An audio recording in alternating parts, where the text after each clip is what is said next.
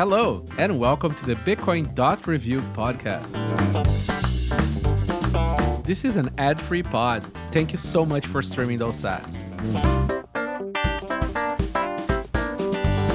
If you're a new listener, I'm NVK, and I run CoinKite, where we've been helping people secure their Bitcoins for over a decade. We make products like the Code Card, the Block Clock, and we have a bunch of other projects. You can find more information on coinkite.com. This is an interesting one. We had a wonderful Twitter Spaces with industry experts for January 3rd, Proof of Keys. We talked from very, very simple noob early understandings of Bitcoin and how to take self-custody, all the way to very complex issues around Bitcoin, key generation, and it was really fun. My microphone was unfortunately really bad on the beginning, but it does get better. I think it's still worth listening, and that's the reason why we're releasing the Spaces as an episode. So take a listen. So this was kind of like an impromptu sort of thought of this last night. Figure, hey, why don't we have a January 3rd Proof of Keys Spaces with a few industry people without being sort of from the marketing departments, and sort of have people who actually work with stuff and work with people. So I invited a few folks, and we also had a quality amount of FUD on self-custody after the Look Junior, events. Very unfortunate events, but sort of highlights the importance of self-custody in the vast industry practices. I figured we should talk a little bit about that. We should talk a little bit about the options that are out there. We should talk about how extremely smart computer people screw themselves out of their coins. We should talk about, why exchanges are a bad idea. I can't believe I'm still talking about that in 2023. So I figured, we spend an hour or two and sort of talk a little bit. So why don't we start maybe introducing some of the folks that are up here on the stage, and then we keep on adding more folks, and then we take questions from time to time and sort of go from there. Justine. Hey, good morning. Thanks for doing this. Yeah, I felt like the FUD was almost a planned marketing for Proof of Keys days, huh? Unfortunate FUD. I'm sorry. I feel for Luke. We'll get into that a little bit more later. But yeah, my name's Justine. I work for Unchained Capital. We do collaborative multisig services and financial services, but I'm a Bitcoiner, come from a world of libertarian views and gold holder, and then realized that gold kind of sucks compared to Bitcoin. But my journey here was very much of a noob. I knew self-custody was important, but it confused me and scared me in the beginning. So part of my journey has been helping people hold their keys, which I know some others here on the stage have as well. And so it's something I'm really, really passionate about. I feel like Bitcoin is freedom money, and it's a tool, and the only way to get all of the benefits from it is to hold your own keys. And I do think that everyone is capable to hold their own keys and get extremely triggered when I see accounts saying, oh, yeah, people aren't capable. So that's a little bit about me, and glad to be here. Thank you. Jameson, hello, sir. Happy New Year. Happy New Year. Happy Proof of Keys Day. Happy Genesis Block birthday. I'm Jameson Lopp. I have been working on non-custodial multisig wallets for 8 years now. The past 5 years, I've been co-founder and CTO at Casa, and I have seen a lot of terrible calamities over those years, but each of those has been a learning lesson, and it's gotten us to where we are today with a great set of best practices and products and services that are making it easier and easier for people to safely self-custody. Thanks, James. D. Hey, yeah, good morning, guys. I'm definitely a noob on the stage compared to some, but I work at CoinKite with NVK here. I'm a support specialist, and I just help people, educate them in self-custody and our products. And hopefully we can help some more people out along the way. And look forward to talking with you guys. Thanks, Dee. And Craig, nice to see you, sir. Happy New Year. Happy New Year to you too. And happy Proof of Keys Day. I'm Craig Raw. I am the creator of Sparrow Wallet, which was and is my contribution to the space of trying to make self-custody of Bitcoin a little bit easier, a little bit more easy to understand what's going on, and to kind of get a feeling for how your coins are being stored and what is the actual technology behind it. So that's been my focus for the last few years. Very cool. For people that don't know, Craig makes a great desktop wallet. Rijndael, nice to see you again, sir. Hey, good morning. You were on the pod just a few days ago. Yeah, that was great. Happy New Year. Happy Proof of Keys Day, everybody. I came from a background mostly of large-scale infrastructure and distributed systems management and a lot of key management at scale. And now I'm working on Bitcoin self-custody tools pretty much full-time. So happy to be here. Really excited to talk about taking your own keys. Hey, thank you, man. Keeper. Hey, NVK. This is Anant here from the Keeper team. We are also working on self-custody products, as many of you know. And Keeper is one of the latest app we have released which involves, signing devices and Multisig as a part of the self-custody solution. So happy to be here, guys. That's a great space to be in. Great.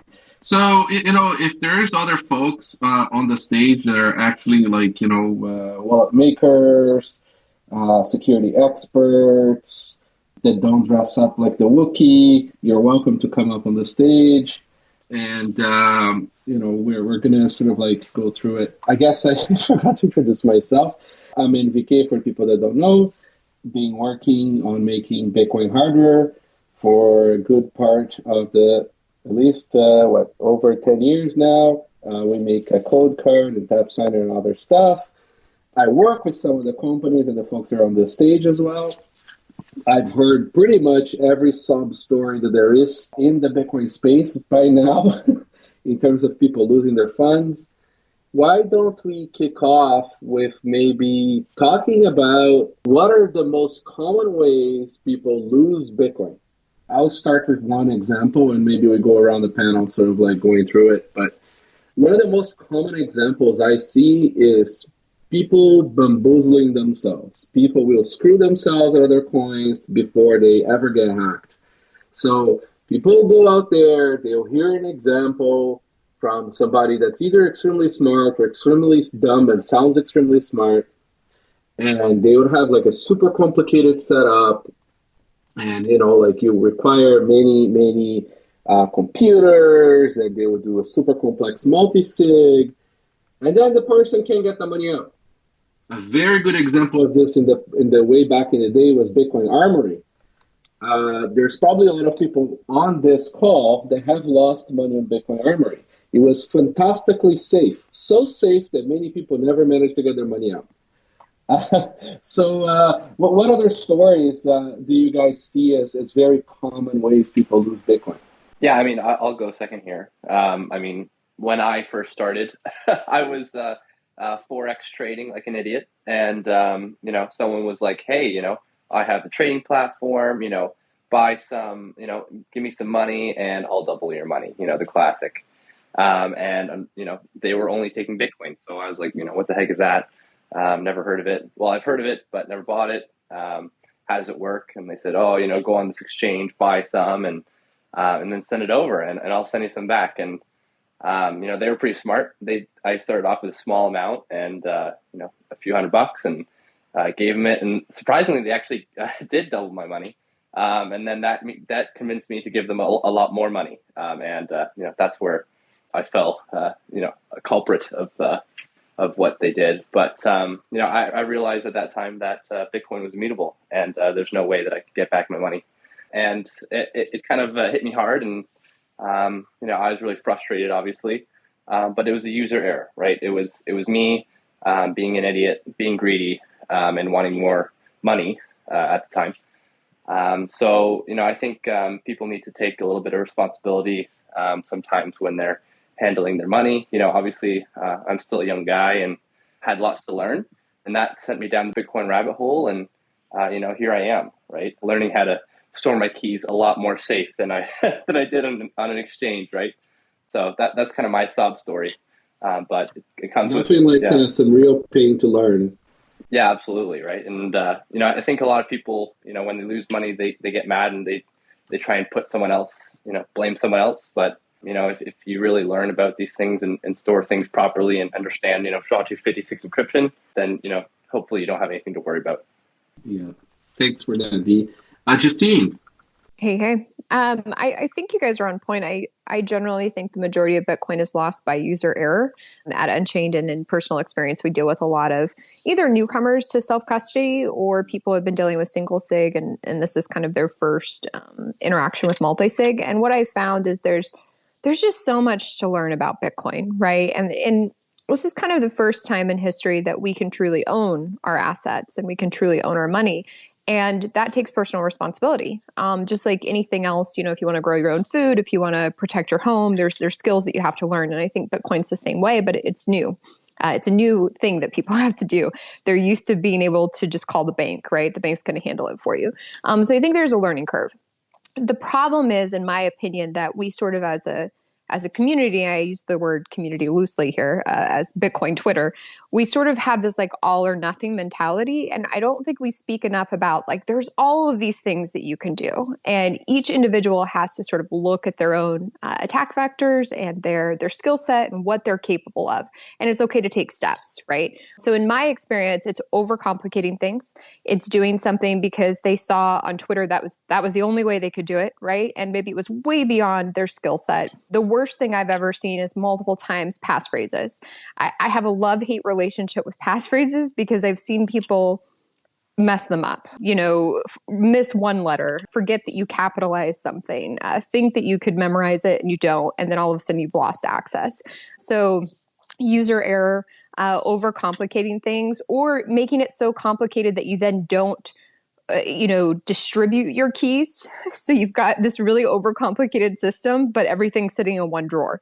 So I just think that overcomplicating things, user error is sort of the biggest threat, even though obviously outside vectors are something that we need to consider as well. But I think that, user error, overcomplication, and passphrases in ways that are maybe too complicated for the user at hand.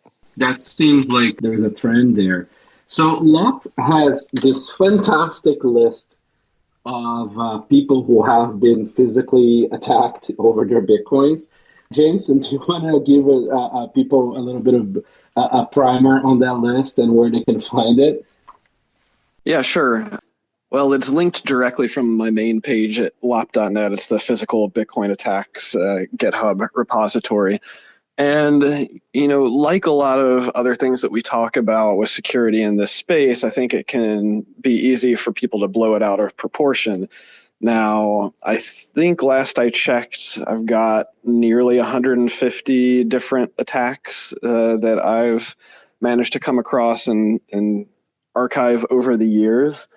And this is actually a very, very small number, in the grand scheme of things. It's probably one of the rarest forms of loss in the Bitcoin space. But there are definitely some patterns and things that we can learn from that. One of which is that, the most common event that causes this is people who are doing high value face-to-face, cash and Bitcoin trades. So that like face-to-face OTC stuff, it's definitely risky because your counterparty may be a criminal and they may assault you and take all of your money. So, there are things that we can learn from that. Also, a number of people who have experienced home invasions in this space. It generally happens because they're well known, and usually they're well known because they're being flashy and flaunting their wealth on social media. So you can definitely learn a lot about how important operational security and privacy is when it comes to protecting yourself physically. But kind of getting back to the original question, I think one of the most common forms of loss is when you're not holding your own Bitcoin, you're keeping them with a third party, and that opens you up to just a multitude of forms of different loss, whether it's the third party having an insider attack, the third party being hacked, or in many cases, just the security system to access that third party account being compromised, usually through SIM swapping or password leaks or whatever. It's just the best way I can describe it is that when you have your Bitcoin with a trusted third party, you're still vulnerable to all of the same risks as you are with self-custody, plus a whole lot more because of all of the things that can go wrong with the various third-party actors who are controlling access to those keys. Yeah, know your keys, know your coins, right? I mean, it really is that simple when it comes to third parties. It's still amazing to me that after, Gox, I think a lot of the people who are new haven't experienced and maybe was forgotten. It was quite a long time ago now. And before that, we had My Wallet, which was, I think, I can't remember. It was a lot of coin that on that one as well. And then we had Big Ver with Cryptsy. We had FTX, Alameda, which were the recent high-profile ones, Celsius, all this stuff, right? It's very unfortunate what happened to Look, because now you have guys like Udi or CZ sort of fighting self-custody, saying, as if with third parties, you're safer. If they offered some form of insurance, I would take their suggestions more at face value instead of just being bullshit. But they're not liable for those losses in the way that people think they are. You just become an unsecured creditor and good luck to yourself. So Rijndael, you've been working with Bitcoin quite a bit, and you probably know some interesting stories too. Yeah, I mean, I was gonna echo everything that's already been said about a lot of people build systems that are too clever by half. Back in the day, I think there were a lot of people that would have either a seed or a wallet file that they encrypted with a key file. Right. So you take a file and use that file as a key to encrypt your secrets. And then later on, they don't have the original file. Right. I remember there was somebody, it might have been on Reddit, who had used a family photo and then didn't realize that their photo storage system would apply some compression and it changed the file and they couldn't get their keys back out. Or back in the day, brain wallets were a really big meme, and people would do things like pick a song lyric or a Bible verse or their commonly used email password as a brain wallet password, and it would get brute forced. So I think, in general, you don't really want to be the first person using some novel method that you invented to store secrets. You want to go with something that's repeatable and known to work, and make sure that you get it back.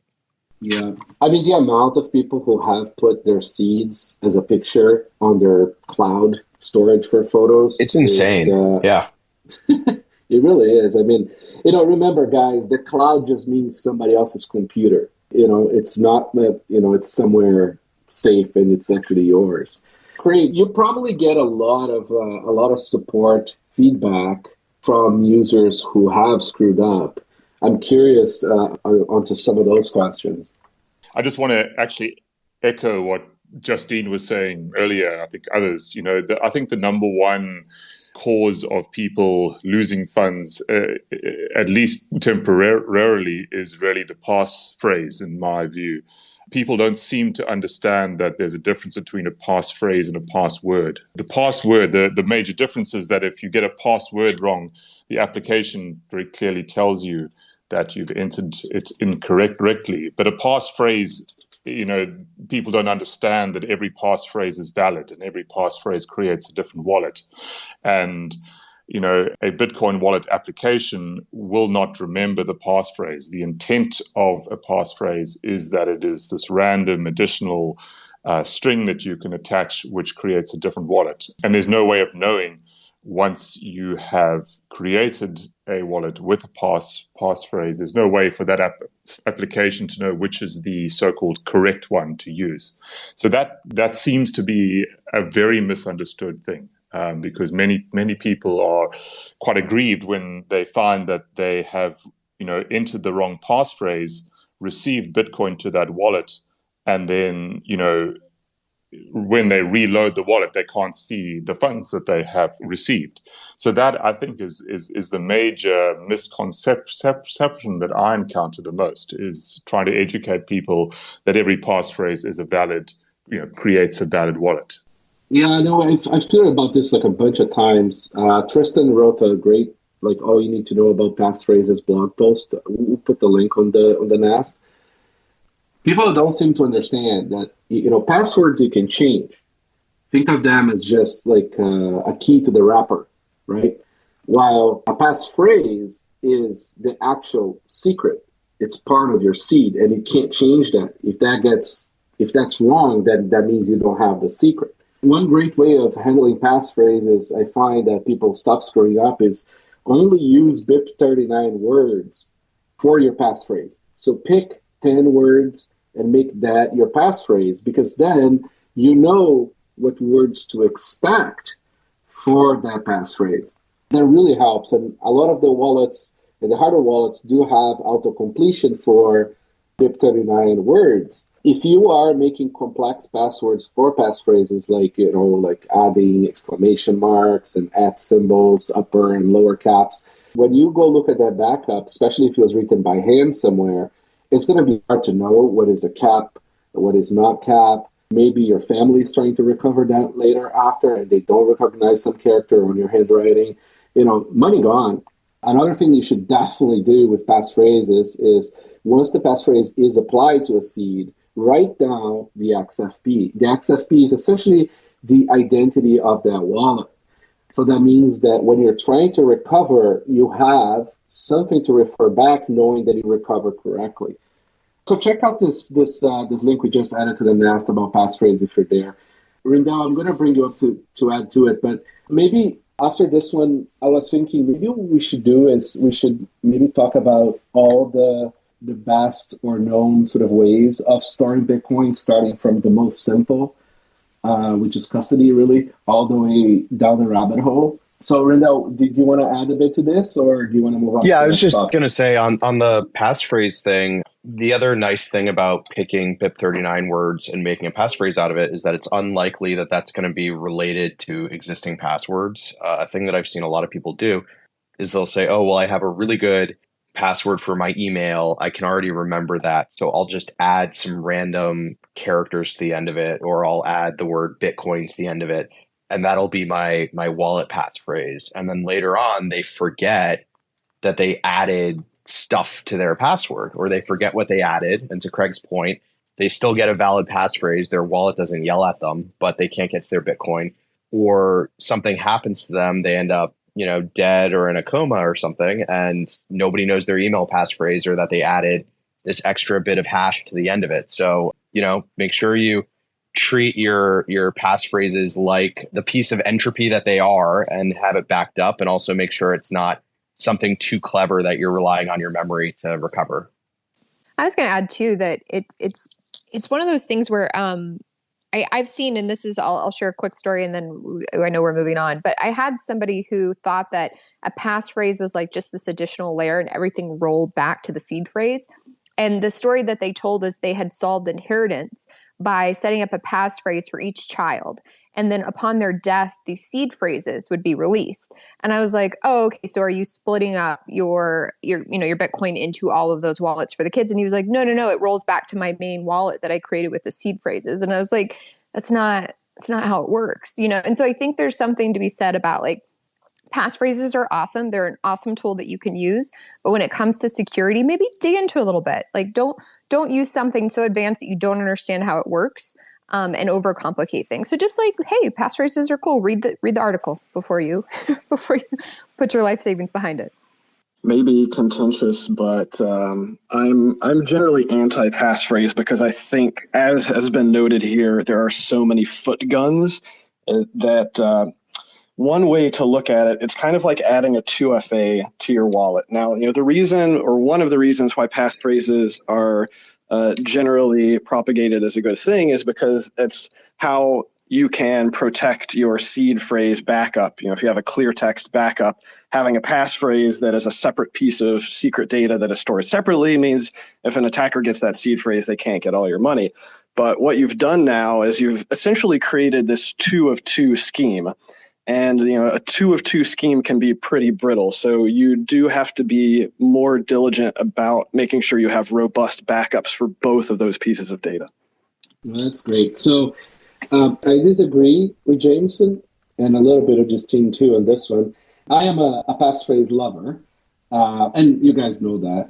So I think the biggest problem with passphrases is that, when people are moving from single sig, say like phone wallet or from custody, the biggest problem is that people don't sort of try and test their setups. So when they set up passphrases, they just send their money without testing, and then, they have a high likelihood of screwing it up. And another thing, too, is what I love about passphrases is that they protect you against the solutions that you're using to manage the seeds as well.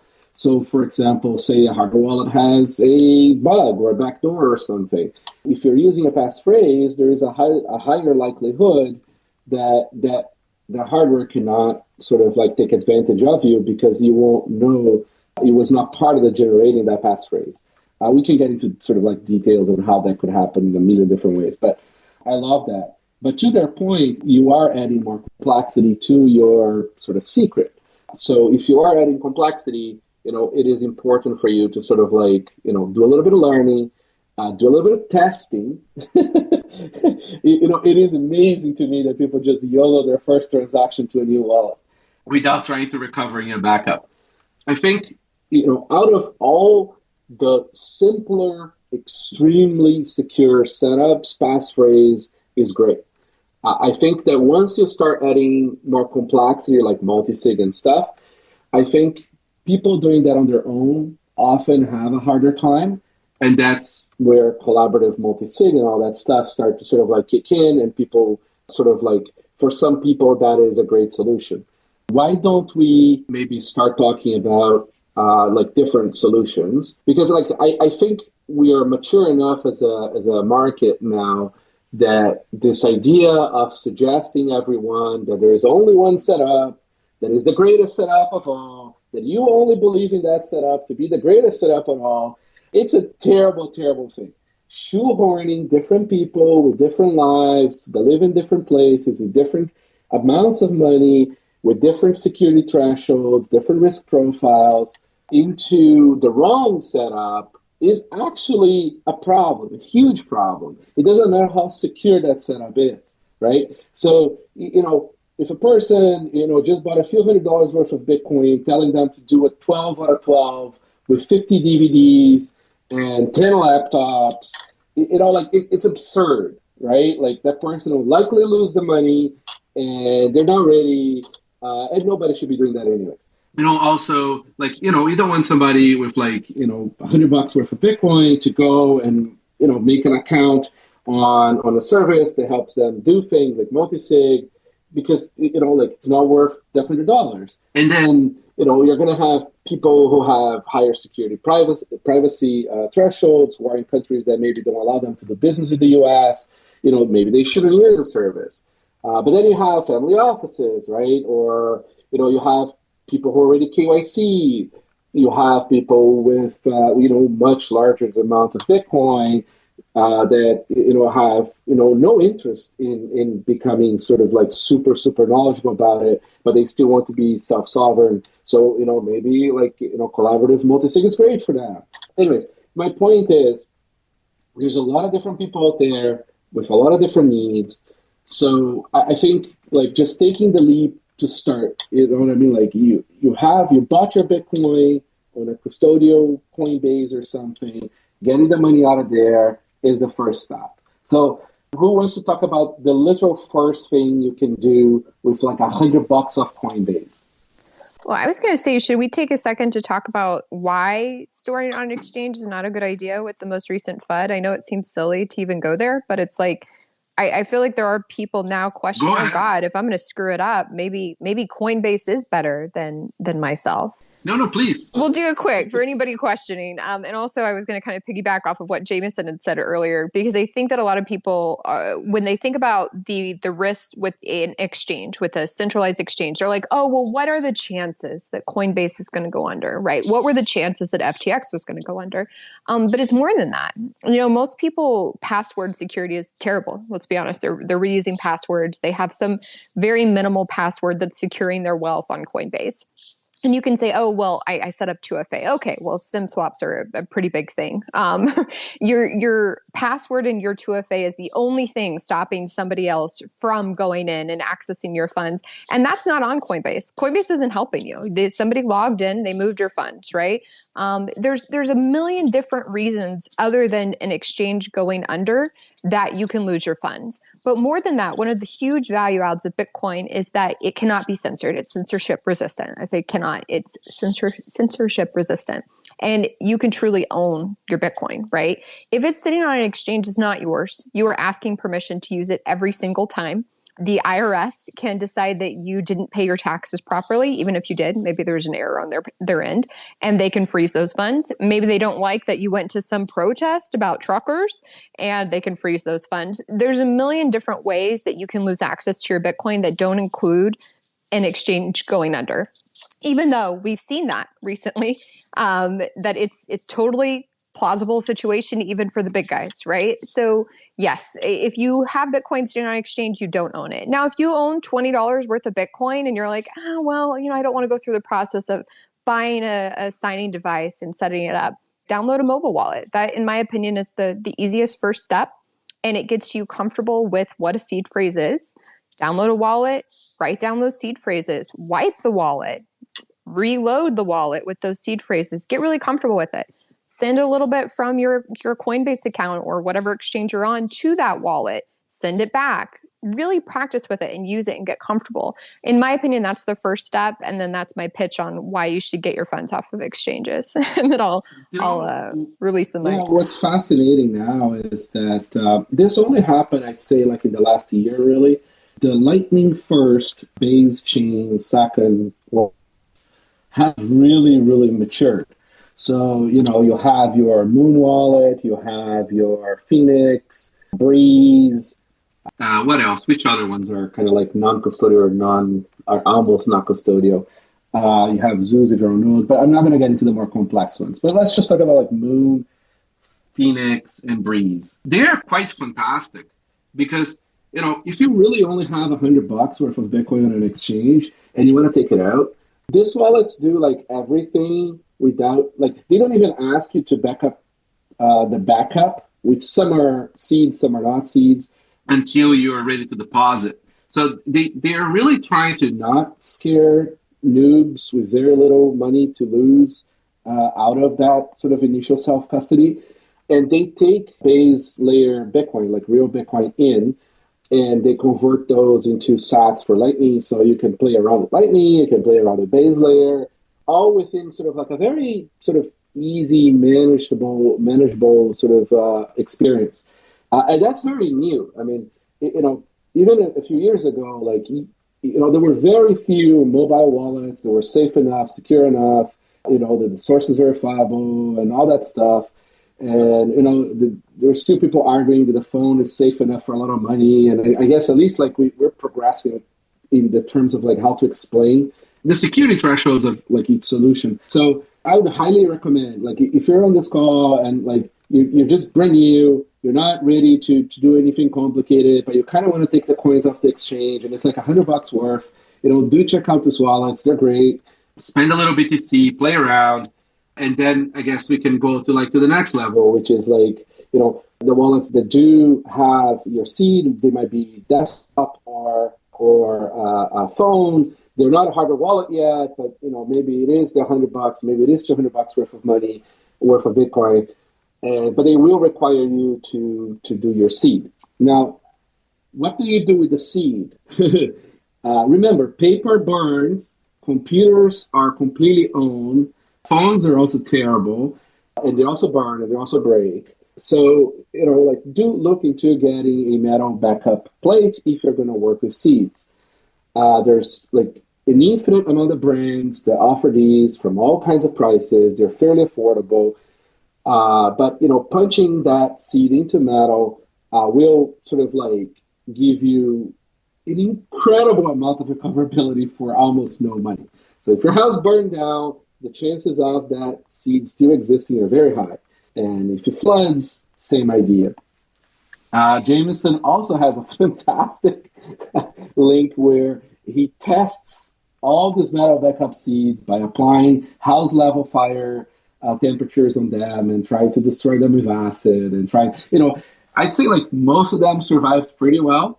Is that true, Jameson? Yeah, I would say 40% tend to get straight A grades and survive all of my tests, but of course it's the other 60% that you need to worry about. Sorry, am I echoed? Just a little muffled there. Oh, weird. Oh, no worries. You just sound like you're in a tunnel talking to us a little we bit, can still hear but you. not bad. Yeah. He's busy hiding his seed plate under his house for proof of keys. Yeah, days. he's testing it with a welder in the back, and yeah. I was going to say too, just for those maybe if there's newbies in, like the seed phrase is really the physical readable form of your Bitcoin private key. It's a form of that. It's sort of where those things come from. So if you have your seed phrase, when you get onto your wallets and those sorts of things, you can sort of you can reload them, if you will. I'm trying to use tell me like I'm five language for people who perhaps are like, what the hell is a seed phrase? It's your physical form of your key. And that is the essence of being able to access that wallet that you've created in the long run. So extremely important to not give it access to the internet. And by that, I mean, do not take a picture of it with your phone. Do not scan it and upload it somewhere. Don't put it in the cloud. Keep it physical. And then, yes, I think a metal backup is the best step forward. If you're just getting started, like I remember when I set up my mobile, I think it was Green Wallet, still love Green Wallet by Blockstream. I wrote it down multiple different places until I could go then and do a multisig or a metal backup. Remember, you don't want single points of failure. That's the thing to avoid. So sorry, the audio should be better now. Way better. So I've been getting a lot of DMs and questions about very complicated stuff, and we're gonna get there. I want to get the noobs first because they will drop off from the spaces faster. They will lose their interest and patience, but I want to capture them and hopefully get them to self-custody first. But we're going to progress this all the way to interesting stuff for even the advanced people. I do have Lazy Ninja on the stage, security researcher. There is other people here that could be of a very interesting commentary. We're going to talk about probably seed generation and some of the risks to that and all that stuff. Just one last thing on those metal backup plates. One nice thing is most of those are set up for BIP39 words, right? So if you do use passphrase and you do use BIP39 words, you can have a separate plate and back up your passphrase on a metal plate as well. Geographically distributed, go put somewhere else, because that's kind of the whole point. And if you do have a burn or if you do die, people can recover from that metal plate without having a question if you try to make a I or an L on that word. So this greatly de-risks recoverability. Yeah, two really quick things on that. So something that's special and maybe not obvious about the BIP39 word list is every word on there is unique in the first 4 characters. So, you might see some seed plates or other products that don't have you write down the entire word. The idea is that with the first 4 characters, you can unambiguously identify what word it is. And that also gives you a little bit of error correction where if, the last letter in your backup, could be, an I or a J, right? As long as those first 4 letters are clear, you're good. And then to what MBK just said about keeping your passphrase and your seed separate, in general, when you're thinking about, resiliency against loss or against theft, what you want to think about is how many uncorrelated failures you want to be able to survive. So if you have your seed backup and you have your passphrase sitting right next to each other and somebody gets to them, then they get both things, right? But if you have your seed phrase in one location and your passphrase somewhere else, then they have to compromise two locations to get to it. And I think as you start dialing up, whether it's multisig or seed XOR or different passphrase schemes, what you're really adding is you're adding the number of things that have to go wrong for you to lose funds. And I think that's kind of a good yardstick to keep in mind as you're, thinking about the spectrum of these different solutions. Yes. Go ahead, D. Oh, I was just going to say, I know obviously we have a lot of different perspectives here, and some people love passphrases and some people love multisig and other setups. I think it's important that a lot of people will kind of try and put us in a box and think, there's a one-size-fits-all for everyone. And obviously that's not the case for self-custody. If you have a large amount of funds and, you're worried about, someone coming to your door, maybe multisig might be for you, or, a passphrase, of course, in a different location or something like that. I just think a lot of people, that are trying to flood the whole self-custody thing right now are really trying to put us in a simple box that, we just don't fit in. So, education obviously is key here. That's why we're here right now. And, you're obviously going to be listing off a bunch of different ways to self-custody. So choose one that might be the best for you. And just like Justine said, practice recovery, right? I think a lot of people, they set it up, they clap their hands, they're done, they generate an address and send all their money right away. Whereas they don't know how to even, recover their funds. Doing a simple backup on a cold card, just inputting those seeds back in and, getting back to your wallet that you've generated and making sure that, you're accessing the correct wallet and stuff like that. So just something to keep in mind while everyone here is talking. It's such an empowering feeling too. And as somebody who sort of taught myself random self-sovereignty skills before I got into Bitcoin, like how to make my own medicine and random crap, taking the first step gives you the confidence to move forward. So just wiping that wallet that you've created and reloading it and be able to access that thing with that crazy word list that you wrote down is extremely empowering, and it makes you feel confident. And then it's a little less scary. And I remember my first cold card, and I tell this joke all the time. It was like that crazy calculator that sat on my shelf that terrified me, right? And then it was, just take the first step. I set it up, I wiped it, I reloaded it, and was like, oh, that's really not that difficult, right? So it's just about taking the first steps. You can't mess anything up. You haven't moved any money over, right? Like download a mobile wallet, write down those seed phrases. It doesn't have to be all or nothing. Bitcoin is a journey. Take the first step. So, like a huge feature of Bitcoin and having a common sort of protocol is that you are client independent. So, just like email, right? When you don't want to use your email client anymore, right? You can reset up that email somewhere else and magically all the emails showed up, right? Sure, email is centralized, it's on a server, blah, blah, blah.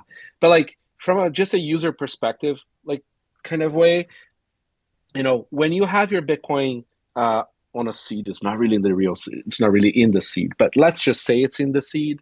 When you take that seed from one vendor and you go to another vendor, right? So from one hardware wallet to another hardware wallet, it should be able to the money appears again, right? Like, because it's still out there. It's still the same secret. So if you're doing it right, you can just wipe your wallet, right? And reload the wallet with the seeds and the money will magically appear again. That's kind of like a huge advantage of this. If you are using solutions that are not using good standards, the money is not going to reappear somewhere else. You're going to have a very hard time looking for a derivation path on walletsrecovery.org. There was a lot of sub-stories and why that website was created. Okay, we talked about passphrase on single sig, right? That's a solution that scaled from very little money to a fuck ton of money. People do have, a lot of people do like that solution for even a lot of money. If you are doing that for a lot of money, please make sure you have a dedicated computer, likely running only Bitcoin software on it for when you do Bitcoin related operations, because you are more exposed to single points of failure, right? If somebody gets hold of the total secret, which is the passphrase plus the seed, they could take all your money. So you do want to sort of segregate a little bit further in that kind of setup. Now we get onto multisig. Or should we talk about the backup plates and sort of Shamir secret and seed XOR first? What makes more sense? I think the seed splitting kind of makes more sense, Sure. personally. So yeah, no, that totally makes sure, because like, you know, in multisig doesn't make too much sense to split the seeds. So now you have, you know, your seeds in metal backups, right? That's clear text, and if somebody gets hold of that, of the two plates of your passphrase and your seed, or if you're doing just seed, they do have access to your money. So for that reason, CoinKite and Trezor have sort of come up with two different setups in which you can essentially de-risk that seed by not having it in clear text. There is Shamir's secret, which is not my favorite, but it is fairly secure. And it does give you M of N, which means if you lose just one part, you don't lose it all. With slip 39, you can actually, so you're going to essentially have, say, 3 pieces of paper or metal with those words. And then there is my favorite, which is seed XOR. I made a little website called seedxor.com. Essentially, that's a very fundamental computer algorithm, right? That you can split a seed and not need a computer to recover it. You can do it by hand and paper with a little worksheet. And that to me was very important, because I don't want people putting seeds on computers to recover them if they do have to reunite the two secret parts. And this is a great way of splitting the clear text backups for single sig or single sig plus passphrase.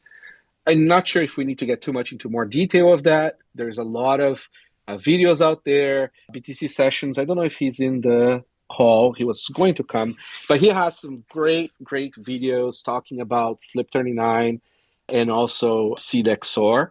If you are doing single sig or single sig plus passphrase, I highly recommend you look into that. So why don't we move to multisig? Dee, I think did you have something to add? Yeah, no, I was just going to say I posted a link in the next for anyone that's looking to look into seed XOR. It's a Bitcoin Magazine thread. Oh, great. Yeah. Actually, just really quick on the seed XOR thing, 2 cool features of seed XOR. One of them that MBK already mentioned is you can actually do it by hand. You can do it by hand, and I think any Comp Sci 1 student could write a little Java program to do seed XOR. So it's fairly bomb-proof. Like, you're not going to be reliant on finding a specific piece of software in the future to reconstitute your seed. The other thing that's kind of cool about seed XOR is that the seeds that you split your seed into can themselves be valid BIP39 seeds, which is also a cool feature. They are plausible deniable. It's funny you brought that up about the Comp Sci thing.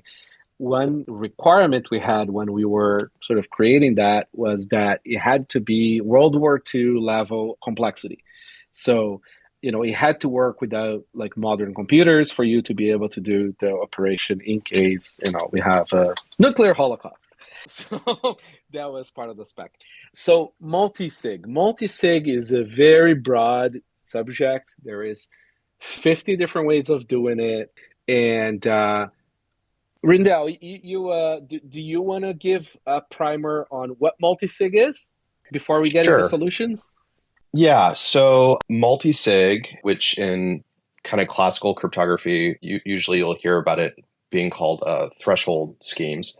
Multisig is a way of saying these coins can only be spent if T signers out of N keys produce signatures. So normally, when you have a Bitcoin wallet and somebody sends Bitcoin to you, those coins that you have can only be spent if you sign a transaction with your private key.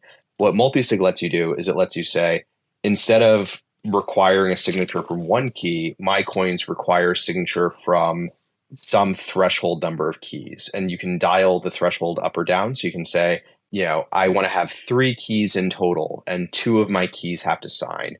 Or I have 5 keys in total and 3 of them have to sign. And that lets you distribute risk and have some degree of failure tolerance. Because if you say, I have a 2 out of 3 multisig setup, then you can imagine you could completely lose 1 key. And as long as you still have 2, you can still sign and spend transactions. So that's the general premise. And then there's a couple different ways to implement multisig, and then those parameters for what you want your threshold number to be and what you want the total number to be are also configurable, and you might choose different numbers based on your circumstance. Great. So essentially, the explain like I'm 5 is you're going to need 2 parts to each produce a signature. Say it's a 2 out of 2. You're going to need 2 parts to each produce a signature in order to transact that Bitcoin. Or if you do a 2 out of 3, it's going to mean you're going to need 2 signatures out of 3 available keys to do that signature to move your Bitcoin. I hope that sort of like makes sense. If it doesn't yet, I hope that through us talking about it on each setup and options might sort of like clarify it to you. Well, and before we get into the different options, just to compare this to what we talked about a second ago, which was doing something like Shamir's secret splitting to take a single seed and break it into multiple pieces, as opposed to doing multisig. With Shamir's, you need to reassemble your shares and you get 1 key at the end of it, and you're producing a single signature with your 1 key. With multisig, you're signing multiple times and you produce multiple signatures. And one nice attribute of that is that you don't have to get all of your keys together on a single computer to do multisig, right? Like if you do Shamir's secret sharing, you have to reassemble the pieces. And then once they're reassembled, there's now a single key that can spend your Bitcoin. With multisig, you can have keys in different locations or held by different people, and they produce different independent signatures, and you don't have to have a quorum of keys together at the same time. Yeah. So I guess I'm going to get into Jameson's and Justine's solutions very soon. And I guess you guys are going to have like different sort of like different opinions about this and sort of like different attack approaches to similar problems. So I'm going to start with Craig first, because Craig, like us, essentially like supports all forms of multisig, and he's building multisig software. So Craig, what are sort of like reasonable multisig quorum choices in terms of M of N that you personally think are good and not too complex? Look, I think, one thing to consider with multisig is the privacy aspect to it, that you do reveal the details of your quorum when you spend. So it is worth being aware of that. And if you have a very unusual, quorum setup, say, 5 of 11 or something very odd, that's really going to stand out, and it will allow your spends to be more easily tracked on chain. So I think that that's one of the biggest factors for me that I consider. And then taking that in mind, I believe I'd be surprised if it isn't the most common quorum setup is a 2 of 3. So if you're doing that with your multisig, you are likely to be in a fairly large crowd and it'll be hard to tell you apart. The next probable one, and Jameson probably knows this better than me, but I would suspect it is a 3 or 5. So that's probably next. And that kind of makes a lot of sense. Both of those you have, you can have a complete loss of one of those keys so long as you still have all of the public keys, and you'll be able to sign and move your funds just fine. Obviously, with the 3 or 5, you then can have a complete loss of 2 of those keys. So that's, I think, the 2 that kind of stand out for me as solving at least 80% of people's needs when it comes to multisig. If you need more than that, you obviously have quite a unique need. So you'll then have to consider that. But I would look at those 2 quorum sizes first. Yeah, I think those are sort of like, there's a reason why those 2 were chosen. They do address most of the issues multisig is trying to address without getting too complex. And there's also some wallets out there that do 2 out of 2, which I really dislike, because now you're essentially getting the worst out of everything. You're essentially like getting the complexity of multisig, and you're also getting the worst possible recoverability out of each secret. So if you're doing 2 out of 2, personally, I would recommend just doing single sig plus passphrase. but that would be like a different sort of discussion. You can actually go to txstats.coinmetrics.io, and they have this chart. It's called P2SH repartition by type, and you can actually see and count how many UTXOs and how many Bitcoin are known to be stored in different ones. And so 2 of 3 is the most common. Interestingly, 3 of 4 is the second most, and then it's 2 of 2. I'm not sure what uses 3 of 4. 2 of 2, I think we can mostly agree, probably Blockstream Green's wallet, and then 3 of 5 after that. But, Blockstream Green, I believe, does have an out for their 2 of 2 that's using, essentially a lock time, so that there is a way to recover even if you lose one of those keys and then you wait long enough. So the reason why they're doing that is because they're trying to de-risk the phone by having a server sign the other key, if I remember correctly, right? So the idea is that you have multi-party automatic multisig. So essentially getting a 2FA. I personally don't like that solution, and I think not a lot of people use it. And I think themselves are sort of like, when you open the new wallet now, I think they suggest the default. Also, that solution was not standard. So in order to recover from that script they had, you needed a very, very specific recovery script from them. Just an FYI on that, I guess.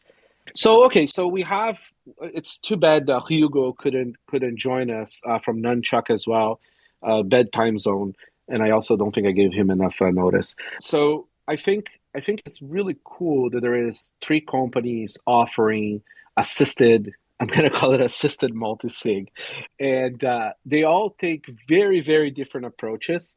I find that to be great because then he addresses 3 different markets. You guys may think you're competitors, but I see it as more like a different choices in the market, trying to do things very differently. So I think Casa does 2 out of 3 and 3 out of 5, if I'm not wrong. Unchained does 2 out of 3, and I can't remember if you guys do other quorums. But Justine, if you guys do only one set, I'll have you start first. If you guys do two types of multisig, then I'll have Jameson start. Yeah, we do 2 of 3 collaborative multisig, and then we have multi-institutional that's available as well. But yeah, we're 2 of 3 only. Cool. So do you want to sort of like give a short primer on like why do you do 2 out of 3, and like what's your security intent, and who's this for? Yeah, absolutely. So first, I know we kind of did an overview of what multisig is, right? It's creating a wallet that requires multiple signatures. Collaborative multisig or assisted multisig is just allowing a third-party trusted, resource to come in and hold one of those keys to assist you. Now, that could be an individual. Maybe you have your grandma hold a key, and you've created a multisig on Sparrow Wallet, and you've done this all yourself, right? And you can share pieces of information with individuals because in multisig, you've eliminated single points of failure. With Unchained or Casa, we do collaborative custody, which means we as an institution is holding one of those keys, helping you create addresses in our wallet software. You can then access this, of course, in other wallet softwares, but we can assist with signatures, which means that you can lose things and not lose your Bitcoin, right? So with Unchained, we do 2 of 3 collaborative custody. You as an individual would hold 2 keys. We would hold 1. We do physical backups 2 of 3, which means that you as an individual hold 4 pieces of information, meaning 2 signing devices and 2 physical backups of seed phrases. You can lose 3 of 4 of those, and we can still assist you with your Bitcoin. So lots of room for failure there. We believe 2 of 3 is the most secure for the most individuals, just because that is 4 pieces of information that you need to secure, and they need to not all be in one drawer, right? So when you start adding more and more keys, that adds more complexity. And what we found is a lot of people will just then not distribute that and have it sitting somewhere. So we just feel that it adds the security that's needed without the complexity. And so we offer 2 of 3. We do have Caravan, which is a wallet software that allows you to create your own multisig, and you can do different quorums on that as well. And in the future, we may add additional quorums because there are people, different strokes for different folks, big corporations that want the ability to add more. So it is something that maybe in the future we will do, but as of right now, our 2 of 3 is standard. Justine, where are the keys held for your setup, and how are the keys sort of like managed? So we don't actually release any information about how the keys are managed, but we do everything's offline. No, I meant on the user side. On the user side. Okay. Yes. So you have your 4 pieces of information, your 2 signing devices, your 2 physical seed phrases, and you're going to store those geographically in different places. So we recommend, a metal plate and put those in 4 different places. What that looks like to you could be different. What we generally recommend for someone starting out is take 1 seed phrase and go put it away from all the others. That doesn't mean that you're self-sovereign in your Bitcoin custody. It means that you still need Unchained, but it means that you can't lose all pieces of information if you have a fire or flood in your house. So bare minimum, remove 1 seed phrase and go put it in a second secure location. Those locations could be another physical home that you have, an office, safety deposit box. I don't recommend putting all information in there because you shouldn't trust the banks. But with Multisig, you don't have a single point of failure in that seed phrase. Nobody can access your Bitcoin with one. So you as an individual are storing that physically somewhere. And what that looks like could be, buried behind the 3rd oak tree hole on the left and, behind your drywall seed phrase. It could be whatever you want. It just needs to be 4 different locations is the optimal security setup on our end. Thank you. Jameson, so you guys do things a little differently. You guys do key rotation. I don't know if that's still true. And you guys have also an app that's part of that sort of in how everything is handled. Do you want to sort of give a primer of some design decisions and sort of some risk profiles and same idea that I asked Justine? Sure. Yeah. So we initially launched with 3 of 5 only, and then worked our way backwards to doing 2 of 3, which is easier to manage. Now, what a lot of our thought process that has gone into with deciding exactly how to architect the key management with all of this is the fact that multisig is more complicated than single sig.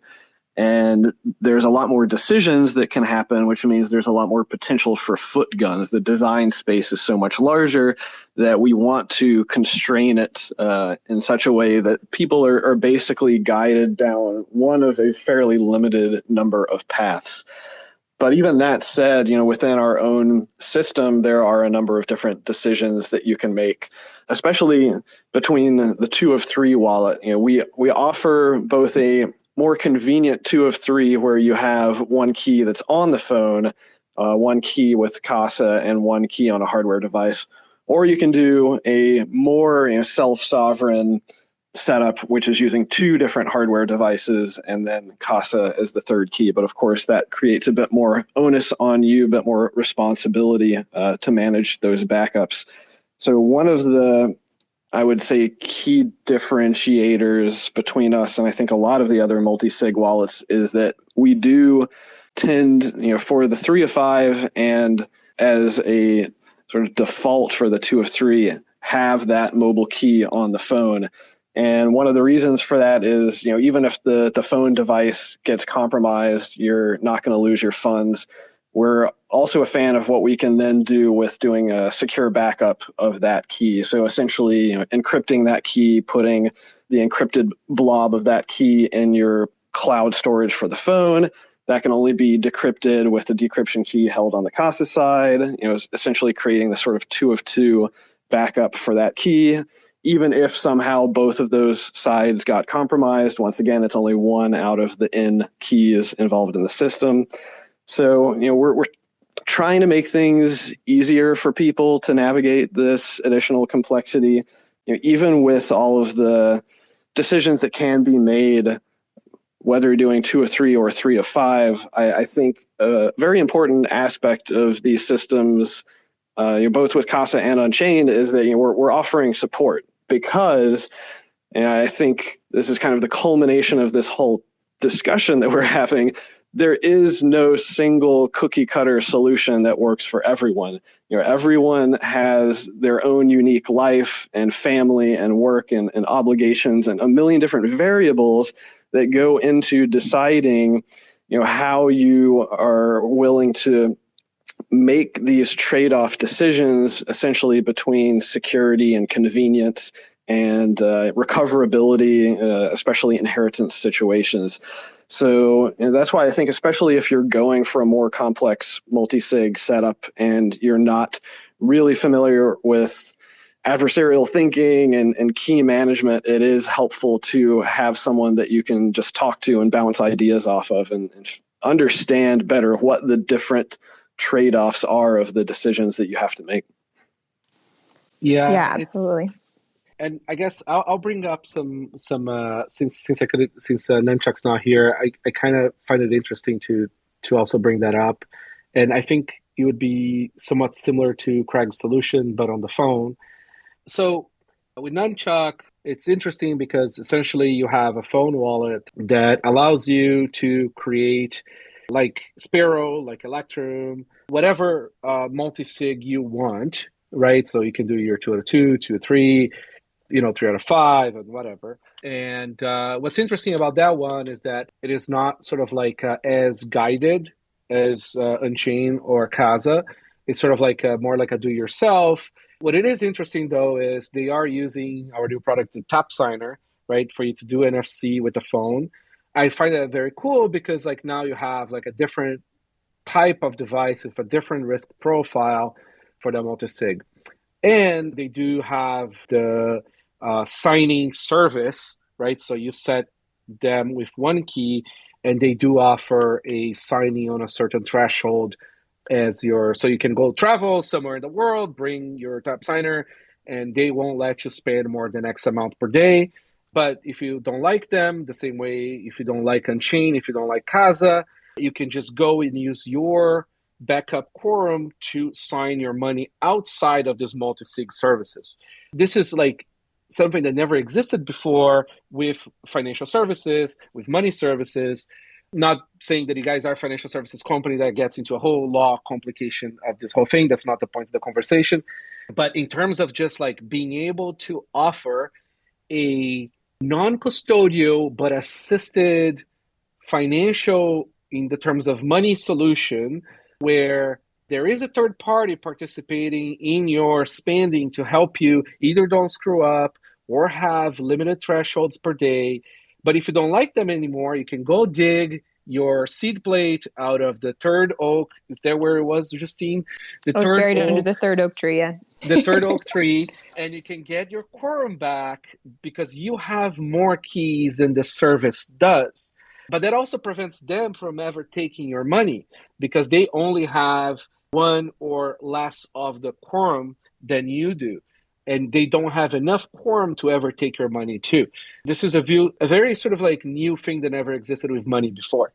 You made a really important point there that I think a lot of people confuse with multisig and especially collaborative or assisted multisig is it doesn't mean you're locked in to, let's just say, that wallet provider, right? And that's an important part of Bitcoin self-custody, in my opinion, is the self-sovereignty aspect. So one thing that's important to remember is everything in Bitcoin has trade-offs. And with multisig, you are adding additional complexity, which means you need to have additional things to be able to self-sovereignly recover that Bitcoin outside of that entity. And so I think it's important to note that if you do set up a multisig, in order to access it outside of that wallet provider, you need to have what's called a wallet configuration file. Think of it as a map, a blueprint of how to rebuild that wallet outside of that entity. So that's something important to remember. Now, with that map, you can't spend Bitcoin. So when it comes to securing that, you maybe don't have to do it as intensely as you would your private keys, but it does include personal information. It says things about your setups. You want to keep it secure. So if you have created a multisig somewhere, you need to think about that configuration file. Has your derivation pathways, XPubs, external public keys, those sorts of things on there. So that's important. And then also, anything with collaborative, when you include a third party, you're trading privacy information, right? You're trading information. So those are things that you need to factor in and sort of decide if that fits best for you. But it is important, in my opinion, to really talk about external recovery, which means Unchained shouldn't be a single point of failure for you, right? So we as a company really focus on education. We have our concierge service, which will help you set up those signing devices, learn what a seed phrase is, and how to recover.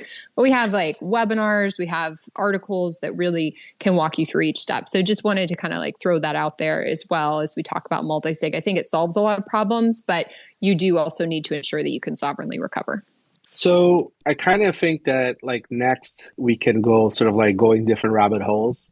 But just before I go there, I just kind of like want to recap. So I think like we all agree that different people, different needs, different solutions.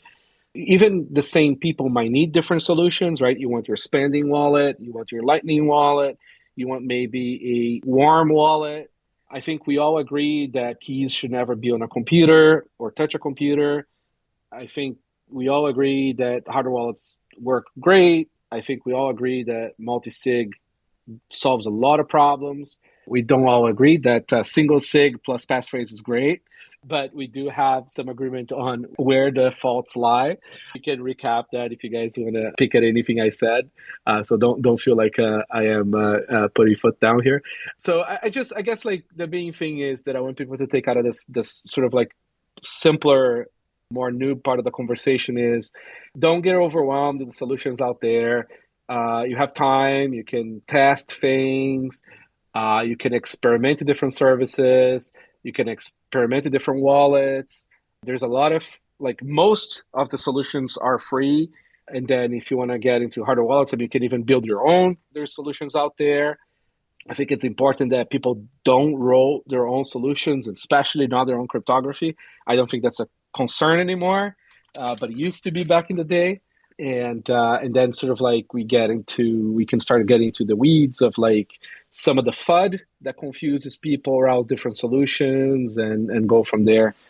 Do you guys have any sort of like short comments about like the previous sort of like noob conversation that you want to stick it in before we move on? Yeah, I mean, like we said it earlier, but just to really drive it home, if you got $50 or $100 on Coinbase or Gemini, just go install Moon Wallet or Blue Wallet on your phone and get it off and start playing with it. Like you don't have to go straight to, seed plate buried behind the third oak tree. If you've got $50 on Coinbase, you can really start small. So you just said it, but it's worth saying over and over and over again. I mean, that question does come up. Like every single time I do spaces somewhere or like back in the Clubhouse thing, like it's amazing to me how much people don't understand that they don't need to do, like 12 out of 12 with DVDs for $100 worth of Bitcoin. And that is how you should be experimenting with Bitcoin. Don't go buy an asset with all your life savings until you understand how the heck that asset works.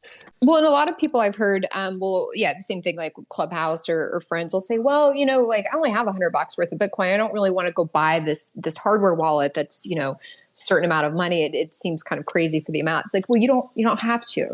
There's free mobile wallets that could be your first step. So I think the biggest takeaway from this spaces is like it's not all or nothing. Like take the steps, and we're kind of walking through the steps specifically. But you don't have to spend money on a signing device or hardware wallet. You can just download a mobile wallet. Like that's the first step. Yeah, well, and then even when you start getting more, sophisticated, you also don't have to have one wallet, right? I have Blue Wallet on my phone. I also have, several multisig set up, right? And you can think about partitioning your money where you have a really small bucket of money that's super easy to get to and very easy to spend. And then you have a bigger bucket of money that's harder to get to and harder to spend. And those things can change as your life does. Just like we're not walking around with our life saving in our pocket, right? Like we take what we need to spend when we go get coffee or whatnot, and the other is secured somewhere. So yeah, the multiple wallets, depending on your needs, is totally good. It's a segregation, right? It's like hygiene in that sense. Like you're gonna have like your savings account, you're gonna have your checking account, you're gonna have your credit card. You do segregate fiat in all these buckets in your life, right? So why not do the same with Bitcoin? You don't want to be buying coffee with all your wealth. I think there is something interesting to be said about diversity and how to apply diversity from a security mindset. For example, one really common trope that we see is people coming to us who they have, for their safety, diversified their funds across 5 or 10 different wallets. And some of these may be self-custody, some may be custodians. But their whole idea is, don't put all of your eggs in one basket. And my pushback against that is that, yes, that type of diversity does, of course, reduce the chance that a single catastrophe will completely wipe you out and cause you to lose everything. But it can also be increasing the chance that you will have a partial loss and one or more of those setups will fail. So, one interesting aspect of multisig is that the diversity that you can add to the setup by having keys on different hardware manufacturer devices in different physical locations and basically different security properties around each of the keys in that setup is that security is actually additive. It creates a stronger and stronger setup because it's essentially eliminating these single points of failure where, if an attacker, for example, compromised a supply chain of popular hardware manufacturer, if your multisig setup is not using all of the same hardware manufacturer, you're protected from that. That's just one example. So point being, diversity can be good, but applied the wrong way, it can actually be harmful. It's kind of fascinating, and it really goes to show why there is no sort of fix-all solution. Each setup is going to have different sets of trade-offs, and you could have, and the complexity also does increase some issues there too. So you could argue on one side, it's you want to have some diversity in your hardware wallets because, if one vendor is evil, or really, realistically speaking, it's going to be a targeted attack against you that, it's going to maybe replace hardware or something like that, you could be fall to that. But at the same time, you could have multiple hardware wallets and say the software update on some of them break the multisig setup. It's unlikely to have full loss of funds, but it could be quite the issue to sort of go back to you being functional. And then, each vendor is going to offer sort of different thresholds. And some vendors out there offer simply either no security or illusion of security or really crappy hardware. There's hundreds of hardware wallets. I'd say probably out of 195 of them are absolute garbage and should never be used. And the guys from Ledger actually do a great job breaking hardware wallets. You should check out their Don John blog where they have broken hardware wallets and how long it takes to break them. And how much money does it cost to break them? There's hardware wallets that cost $10 to break. There's hardware wallets that cost $500,000 to break. Not all things are equal just because they're the same category. So I guess this is a good segue to move to more sort of rabbit holes of security and things of sorts. So why don't I bring up maybe Lazy Ninja, who is a security researcher for hardware. He has helped us find problems. We have a good guy as well, who's a fantastic security researcher here too. We have, who else do we have here that is of that category? Just for the beginner stuff, while we're on the topic, I know Sparrow has a great thing called Master Fingerprint ID. We as well have something called Master Fingerprint ID that you can check on the cold card itself. So if you're dealing with a single sig wallet and you don't know if you're in your passphrase wallet or you're in your BIP85 wallet or whatever you want, you can go to advanced tools and go to view identity, and then it will give you a string of 8 letters and numbers, and that's basically the first 4 bytes of your public key. So it's just a great way to know. It's kind of like a username or something like that, right? It's just a way to identify what wallet you're in without having to just try and sign a transaction and get that error. So it's just a good thing for beginners to know about, and I find it very useful. Thanks, Dee. I think we're going to be attacking a lot of those little issues.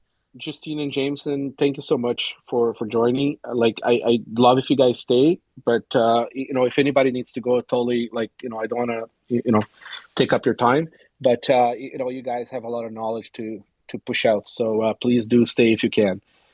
And with the first part of the space is gone, let's improvise on the second part, which I think would be really cool to sort of talk about some of the FUD around solutions and some of the ways the products in the market do address them. Hopefully we can clear a few of those because that's, in my view, like one of the things that keep people from using good solutions is just this fear of the nearly impossible attacks or actually like attacks that are completely like a lie.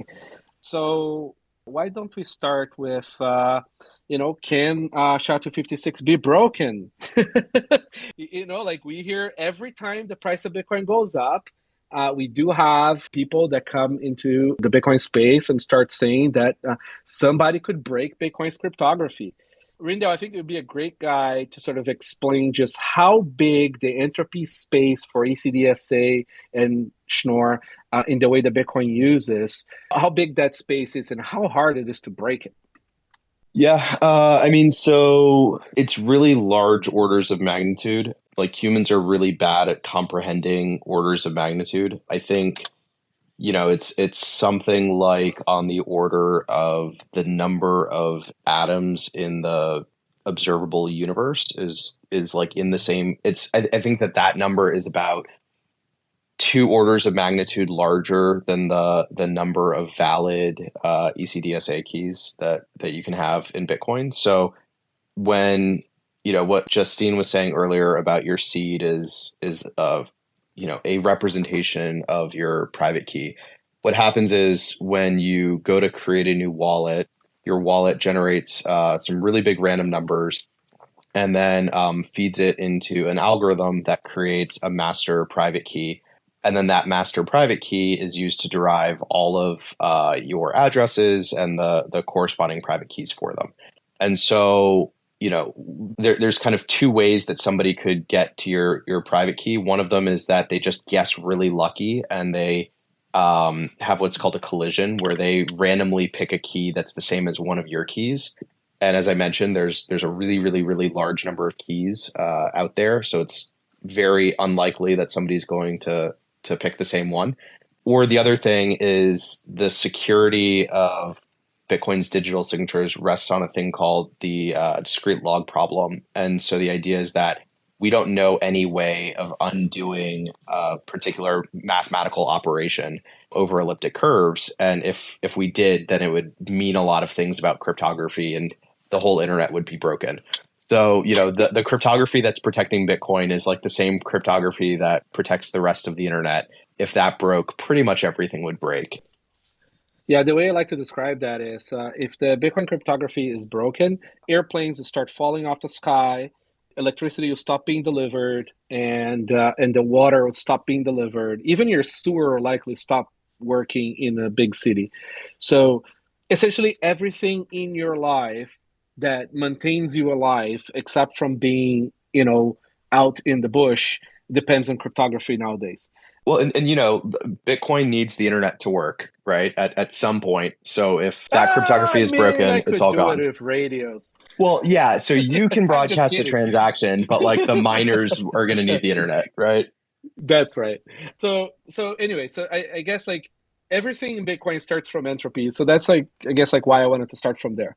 So that's the original FUD in terms of Bitcoin custody and like Bitcoin keys and stuff. Now, sanity and quality of entropy is kind of a big deal, right?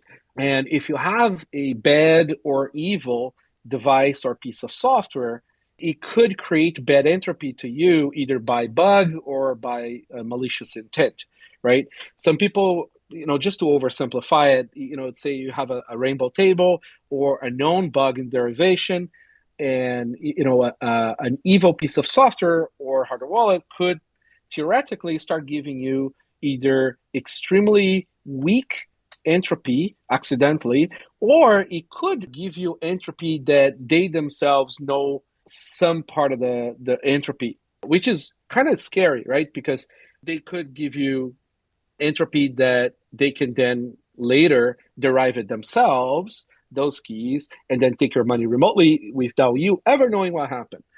So I think it's important here to understand why people in this space are so adamant about you using software that is verifiable right? So you can go look at the source code, right? You can build it yourself. Not that everybody's going to do it, but that, people of some notability or people who understand it in this space are going to go look at the software because they understand it. And, they're either going to vouch for that piece of software or they're going to say that they didn't find any issues with it in that sense. So that means that, when you're using your code card, somebody else looked at that source code and knows that CoinKite is not sort of hiding some purposeful bad derivation there for you to happen. Now, another sort of thing that go in that sense is, why is it important to bring your own entropy? Because why trust the software itself at all, right? Why don't you just throw some dice and sort of like input that entropy yourself into the code card? In my view, that's even a better solution. Or at least do it to prove it that the device does what it claims it does, and then you sort of like do a new one or sort of like some mix of it. But that's why you use the chipsets that you use in your wallets, right? Because they're certified, they've been tested for entropy creation, right? So, I think there's the hardware is a big part of that too, right? Yes. So the thing though is, I don't want to trust the TRNG, even though it is certified on a hardware device. I mean, chances of that having a backdoor or being evil are low, or that if there is a backdoor, it probably is going to be a state actor level trying to do something. So, in my view, we don't like to trust it at all. So what we do is we mix the entropy of different chips that would all have to have a conspiracy together to to do something stupid. And then on top of that, they would have to cheat our open source code. And then on top of that, if you add a dice, they can't really do anything about it. But there are devices out there that don't have verifiable source code, do depend on certification, and do depend on that single point of failure, let's call it that way. And we have seen this happen in the world through time in terms of attacks on security systems by state level attackers. It doesn't have to be just state, right? With the hardware, for example, the enclaves, the chipsets that the Trezor use, you can easily exfiltrate that using glitching exploits on some of the older models. And so the barrier of physically taking private keys from some of the older Trezors is like a 15-minute YouTube video, a breadboard, and a few jumper cables. Whereas the ability to do that with something like the cold card, which is using multiple secure enclaves, incredibly difficult. You would need delaminating or microwave equipment. You would need laser equipment, university level to start before you can accomplish these types of exfiltration. So I think that's a big step too. It's just simple, secure hardware. Yeah, well, that's one cool thing that you get with multisig, right? Is that or a passphrase, is that you de-risk each key, right? So when we get into the rabbit hole of key risk or single key risk, per key risk, really, the multisig does address a lot of those issues, really, because the source of those keys will likely be of some diversity, right?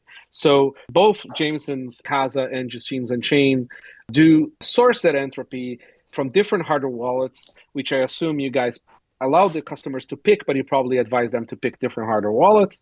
And on Jameson's case, you also have the app being one source of entropy as well.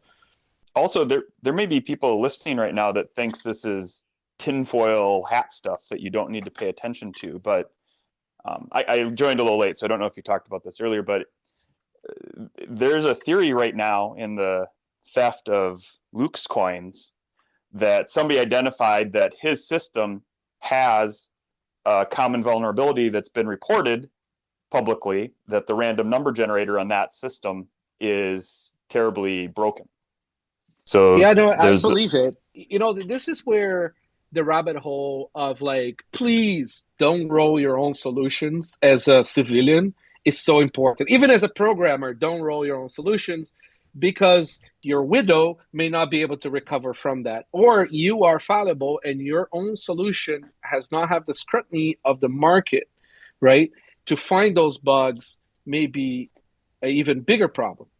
Well, you're only one person, and it's just impossible to do the level of scrutiny needed on complicated systems to validate everything. And even sometimes looking at the failure, it's not obvious to you because these things are much more subtle these errors, then they appear when people sort of disclose them. It seems obvious, but when you don't know the errors there, it's really hard to see some of these. It's not just that with Luke. I think there's a certain amount of past experiences that have interfered with his judgment. Previous hacks caused certain amounts of PTSD, and I've seen certain people in the space who have been here for a long time avoid more modernized practical solutions in favor of more complicated traditional solutions, and I've seen that often will work against them.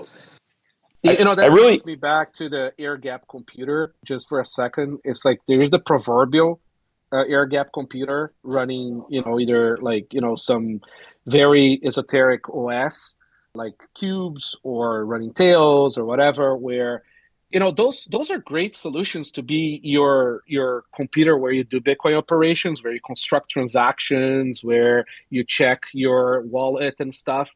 But those are terrible solutions for handling private keys. General purpose computers were not designed to hold secrets, right? They're extremely complex machines. Even if you think that your open source OS is open, great, but there is another 50 layers that are closed below that, even in the most open thing. Even Raspberry Pis are closed source. Everything is closed. I think Lazy Ninja has some great commentary on the attack surface of general purpose computers. Oh, it's crazy. People don't realize, and I don't want to pick on Luke here because we don't know what happened. But I'll just let's not bring Luke up. Just generally I just like making this real because some people think these advanced attacks are purely theoretical, and in his case, it seems something very advanced may have happened. But so just alluding to that type of thing, though. One of the things people sometimes do is they maybe have an air-gapped computer with a hard drive that has literally never touched the internet live. Obviously, code had to get onto that hard drive at some point. They do their stuff, and then they wipe that hard drive or something like that. However, it's sophisticated attackers, if they have malware that's in one of these source code that people are downloading and putting on the air-gapped computer to set it up, it's possible for that source code to cache private keys and things like that to memory of other chips on the system that can't easily be removed. Like you could cache a private key to, BIOS memory, things like that. And so when the system is restarted with a fresh hard drive, your key has actually been stored into physical hardware on the computer that you cannot remove without destroying the computer. And if your system ever gets reinfected by that virus again, it can go look in those cached places, secret places, and recover things like that. So there's very advanced, tricky ways that people can do this.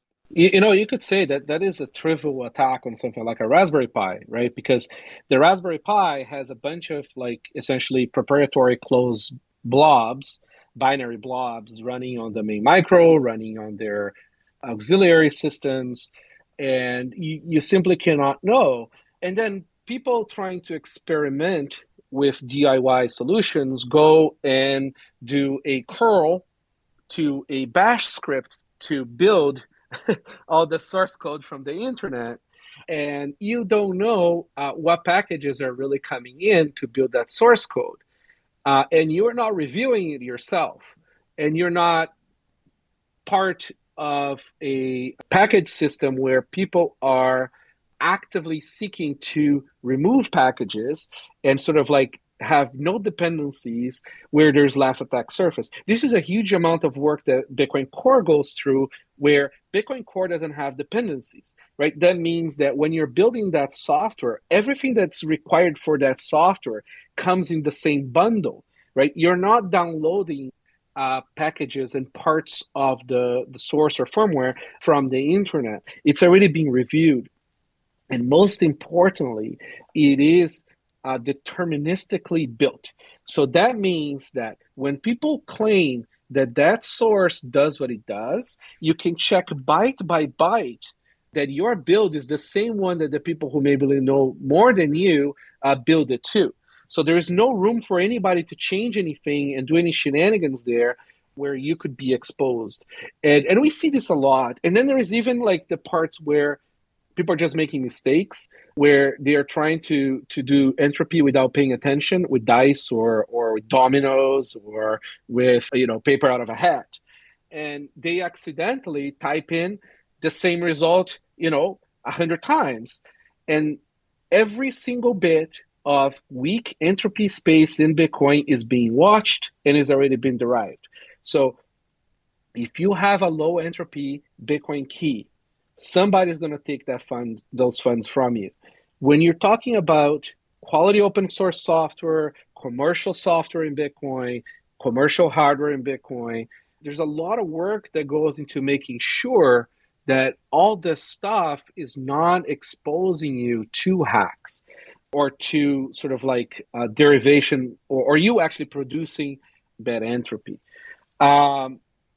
Craig, you make a wallet that's has now a big install base.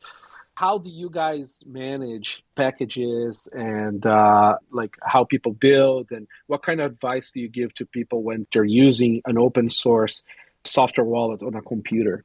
Yeah, look, I mean, the reality is that there are lots of dependencies, and all of the noted sort of, I would say, difficult but nevertheless possible attacks are certainly valid. The reality is that if somebody has the same access that you do when you run your Bitcoin wallet, if they have all of the permissions to access the memory in which it is and the hard drive, they're going to be able to do anything that the wallet can do. And so that's really why we use hardware wallets. It's in order to get past that point, to have that sort of air gap or that key sitting on a different device, which is not running in the same memory space, or at least an attacker doesn't have access to that. In terms of the dependencies, the way that I deal with it is to try and reduce them as much as I can, and then the ones that are there, review them. And that's obviously the same approach that Bitcoin Core would take, and they're much further down the sort of path of trying to reduce everything and making it as limited as you can. But the reality is that is one attack vector. I think the more common one is that you simply have some malware sitting on your computer which has access to whatever your Bitcoin wallet has, and that may very well be, the way in which Luke's coins were, or at least his wallet was compromised. The two number one ways that this is happening here in Canada, the internet service providers, the DNS lists are being hacked. And so a lot of times, like a local internet service provider will be redirecting people to bad Electrum packages or images or copies of websites. So it's not even necessarily the GitHubs or the repositories or bad tutorials that are sending people to these bad payloads. Sometimes it's like AT&T being exploited. That brings me to binarywatch.org. It's a little project we put together recently. It essentially watches the binaries, essentially the downloadable version of the software that is reproducibly built, ideally, or at least the binaries are signed. Most Bitcoin software, the binaries are signed with the maintainer's keys. And people should always check the signature before they run software in general, but especially if it's Bitcoin software, to make sure that is the actual software intended to you, not an evil version of that software intended to you. And always make sure to check multiple maintainer keys, because again, in the case of our friend, his PGP key was also compromised, which could have released bad signed versions. Anyway, so this bot on Twitter now, it's a binary watch bot on Twitter. It watches a lot of Bitcoin projects binaries, and if they do produce a bad signature, it will warn you as a bot, but you can always check it there. It's nice to have multiple people, multiple parties double checking the same thing, because they would have a good copy, a good known copy of that private key of that public key that was used to sign that specific software. Portland, do you have I see your hand up. Yeah, I wanted to make a comment on random sources of entropy, specifically hardware random number generators. And that's that there are three things that must go right to implement them correctly. And that is, first of all, you must actually have a true random source of entropy on the silicon. So that the manufacturer's doing their job. STM, which you guys use in the cold card, I've used them before, and they have a hardware random number generator. I personally trust it. But nonetheless, you also have to implement it correctly in software. So that means you have to, with code, call the instructions necessary to activate it, and then get random entropy from it. And then lastly, this leads into a common vulnerability exploit 2019, 15847, which is that the compiler can't optimize those instructions out. And this led into the Talos 2 situation that was mentioned, which was there is a PowerPC processor which has a great random number generator. And you mentioned that the random number generator, you didn't mention specifically, but the random number generator in there, I don't think was at fault for the issue at hand of reducing the total range of entropy. It was that the library GCC used to compile to that architecture actually optimized out the total range of entropy possible. So the actual compiler, even if the programmer wrote it correctly, it would optimize away the entropy range from that chip specifically. It could even get funnier, right? Like blockchain.info back in the day was not randomizing K values, right? Which is one of the nonsense that go into to build this. So essentially there was a guy just collecting Bitcoin from people who had a blockchain.info wallet because they had a 404 on randomnumber.org. It was literally a 404 because somebody was pulling random numbers from some random website that claimed to have random numbers to begin with. So like programmers do all kinds of stupid things. Everybody's fallible. And a lot of the times is not malicious. But again, like what do you gain from having commercial things that have a large install base is there is more eyes on it. There is more people trying to break it. It's economically interesting for people to try to break it. And those problems, concerns, bugs, they do come up because people want bounties, people want fame. You know, like Lazy has found bugs on Codecard and help us fix it. And there is a lot of security researchers out there that know a great deal more than your standard Twitter pundit on security who do have true valid contributions. I highly, highly recommend if you're interested in this topic. I had a episode of Bitcoin Review with Lazy Ninja, Craig, and a few others on like a dive into wallets. I think we linked it on the Nast. So moving on to sort of like, not moving on, but we can keep on going back and forth until we're tired of talking. Well, I think NBK, a big part of this is privacy, right? And understanding. I had a client recently send $4 million to a scammer, and she was very sophisticated. She was very smart. She's been in the space for 6 years. She was mining for a very large time of that. But eventually, these nefarious individuals had stayed in contact with her online, and it just so happened in the week that her brother and her brother-in-law died, she was emotionally vulnerable, and she did something she was susceptible to. So a lot of us that feel that our practices and our security is unhackable, we're not. None of us here on stage are unhackable.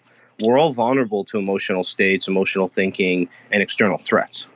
You know, the more you have to think when you're doing Bitcoin transactions, because your setup is complicated, bigger risk you're in.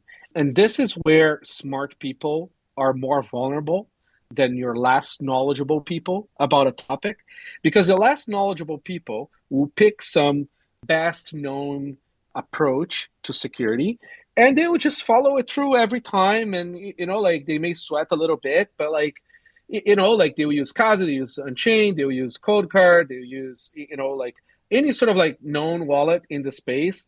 Sparrow with like, you know, single sig with a hardware wallet, like they're going to have like some standard setup, right?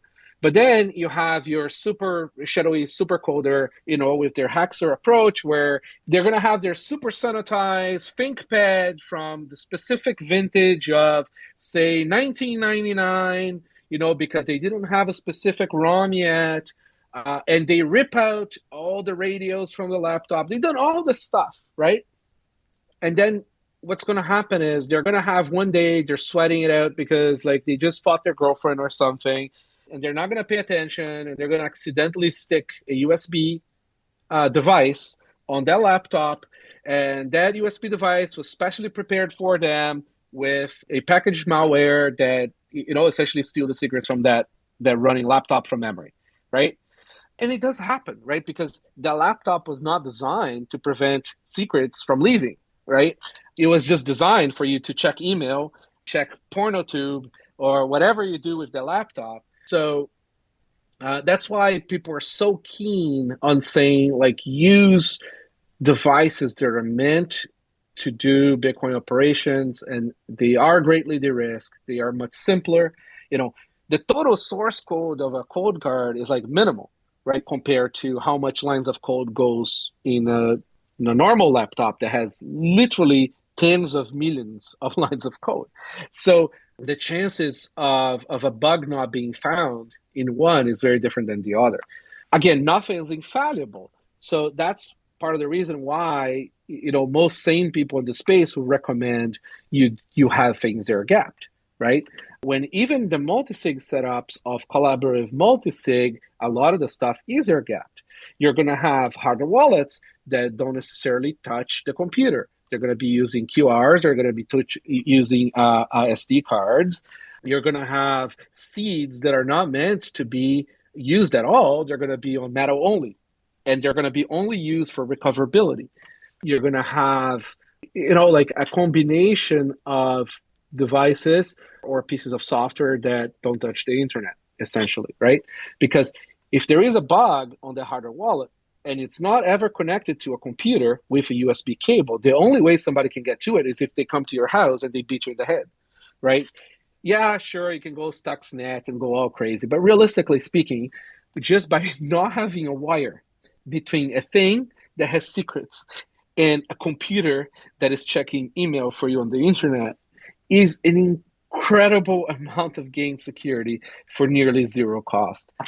What other sort of like fudge that's like reasonable but also like unlikely to happen do you guys want to bring up? Quantum computer risk, right? A lot of people talk about the quantum computers, but most people don't realize that those quantum computer companies were kind of compelled to go public in very literal senses. And companies like D-Wave and others that are working on that stuff, it's not going to be a single entity that benefits from that technology. It'll be the whole industry. It'll be a lot of corporation and industry that benefits. And a lot of people have worked towards solutions for quantum hardening. It's too weighted. It's not necessary right now. It's kind of one of those boogeymen. So if it does happen, worst case scenario, black swan event, the whole chain gets messed up by a quantum computer, which I think is incredibly unlikely. The node operators would likely just roll back to a particular block before its said event and implement quantum hardening. Coming back to Earth in terms of attacks, one fascinating one, which was, I can't remember, I think Hugo was part of the people who found it. Multisig grifting attacks are definitely a possibility. So if you have a virus on a computer that essentially replaces one of the payout addresses on the multisig, and the devices are not prepared to check all those outputs are controlled by you, and in multisig it gets very tricky very fast, the attacker could essentially send the change to himself, and he can't necessarily spend it, but you don't know also where that change went. So essentially they can go and they can tell you, hey, if you don't pay me, I won't ever tell you where the change went. And in Bitcoin, if you have a large UTXO, meaning a large coin in your coins inside your wallet, say, for example, you have a coin that has 100 Bitcoin in it, right? One address with 100 Bitcoin in it. And you only need to spend $10 out of that. And because you had very bad UTXO management, you were not splitting your coins into multiple addresses. You need to send it out, and your wallets were not prepared to deal with this attack, which the majority of the wallets that are not as great in the market are not. You could have that change sent to, by an attacker, sent to an address that is unknown, and then he could try to grift you for money. It's kind of like a handsome attack, But you fixed this, didn't you, NB? Like your cold card will display the XPub. It'll display the cosigner ones if you want. Does it show the ZPub, YPub stuff from Electrum now? Because it also register XPubs inside of it if you want. Yes. Did you do the Electrum update? No, so the way we do it is like we don't give you a choice. We're just sort of like kind of like enforcing the stuff. So we will give you a warning if there is something fishy, because we cannot know everything. So there is ways of handling that. One BIP that does address a little bit of that as well is BSMS, Bitcoin Security. I can't remember now. And that standard does help address some of that quorum knowledge by all the signers. But all the signers are not the same. So when you go into the idea of having diversity in hardware signing devices, do make sure that all the signing devices do have some of the best defenses in place. They are not just some random thing that you heard is great on Twitter and you sort of like take it and use it. A lot of the hardware wallets like in the space that are not sort of like the most commonly recommended are mostly just sort of like Android phones from China in a different package that sort of pretend to be something very secure and they're not. And they're the Trezor open source stuff underneath it. Like 9 out of 10 times we've been given like generic hardware wallets by companies to open. Once we've opened them up, 9 out of 10 times they've just had the Trezor software inside of it. Yeah, I mean it's the keep key approach, right? They clone Trezor and then they sort of like close the source code and there was a debacle there. Portland. You're kind of asking for some FUD. I would say that an attack on the entropy generation at the silicon level, potentially by manufacturers, reducing range or biasing it in a certain way. So as people get these devices from STM, right? STM theoretically could bias or reduce the entropy range or put a backdoor in that. Intel has random number generators in their hardware as well, and they've been notorious for people speculating that it's biased a certain way. There are specific test suites by the NIST, so you can actually kind of validate that your chip is producing random entropy, but even those tests could be biased in a certain way to essentially evade or omit a specific section of the test that would prove that it was actually biased. Like if I put my tinfoil hat on, I do not trust certifiers. I think certifiers greatly improve Agreed. The low-hanging fruit, but I would never trust a certification. The only trust I have is detrusting it. So I guess I'm just going to ask a random question in BK since you're up here. Do you trust hardware random number generators to a decent degree? Not like completely, but to a pretty high degree? Yes, to a high degree, not my retirement funds. And I'll just throw out a quick note to beginners. If you're going to roll your own entropy with dice, which the cold card does support, make sure to use casino dice because they have epoxy that fills in the divots. So no one side of the dice weighs any more than the others. You know, Portland, it's funny you brought that up. Somebody did a study on it, and apparently the bias on biased dice is entropically irrelevant.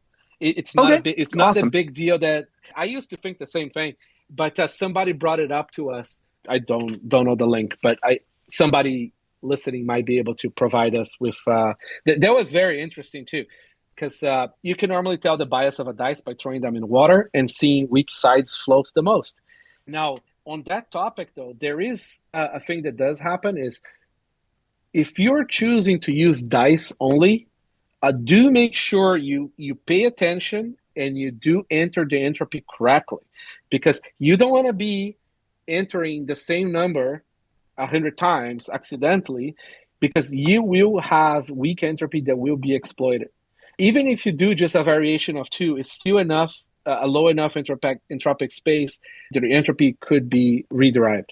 So that is a problem. So one thing I do love is the mix of the two. I do like the idea of mixing multiple hardware sources of entropy because they don't know each other. They can't realistically coordinate an attack in that sense. And then adding some of your own entropy. We do support that mixed mode on Cold Card. It is one of my favorite solutions because essentially, you can prove to yourself, well, it's tricky, the proving part, but like, it's practically speaking, you can have enough belief that the 3 sources of entropy were used plus the dice was used. So like you're in a very decent space as a civilian. Now, if you want to check the source code and all that stuff, it's all there and it's very clear and it's very simple. It's very hard to screw that up because the hardware wallet's so simple as well. Now, if you are using a hardware wallet that doesn't have a secure element, do not use number random generator in that wallet. There's quite a few wallets in this market that does not have one because they're using a random number generator, not a true one, which is often not certified. So you're not even benefiting from the certification, which take it as you will. And it gets complicated fast. You could have some evil software they accidentally used, or somebody accessed your device and they could weaken in that sense. They could just be cheap, like some of your competitors, that instead of literally figuring out how to get their hands on the documentation of the newest SMT chipsets with the further physical protections in them, they said that no, we couldn't, that was difficult, and so we used the older generations with more physical vulnerabilities. But I think it's because they're cheap, right?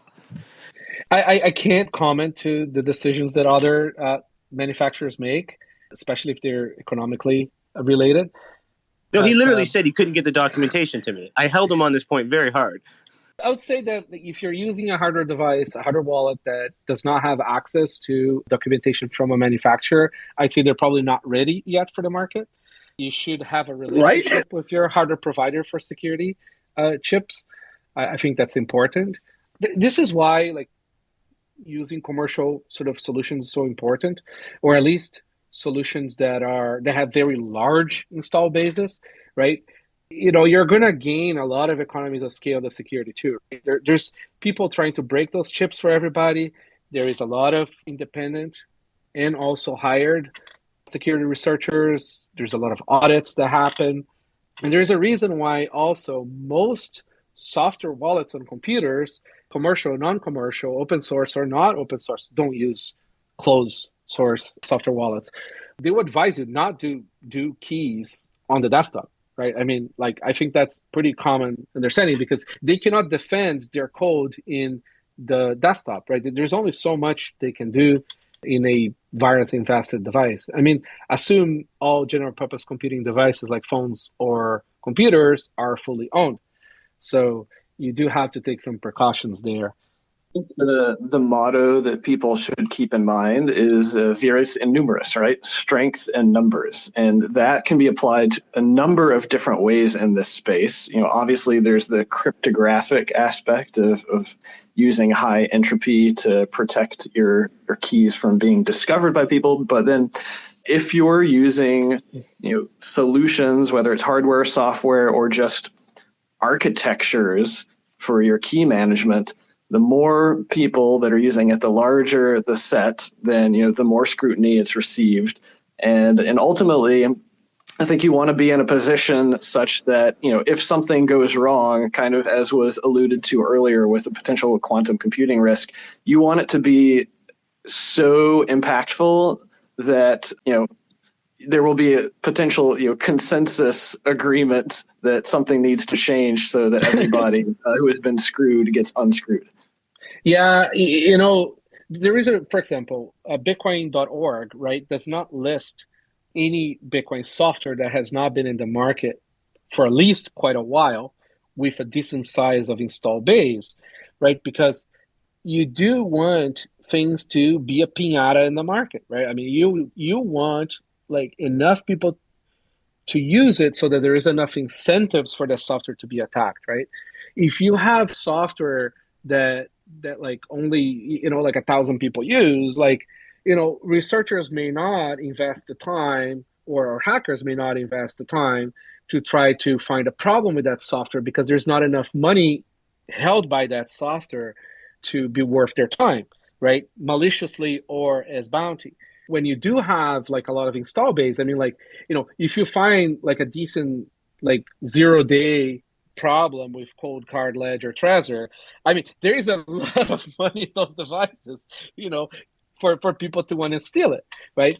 It's similar, say, with Casa and Unchained, where there is enough incentives for people to try to break the browser solutions or the app solutions you guys have, because there's a lot of money being held in your systems, right?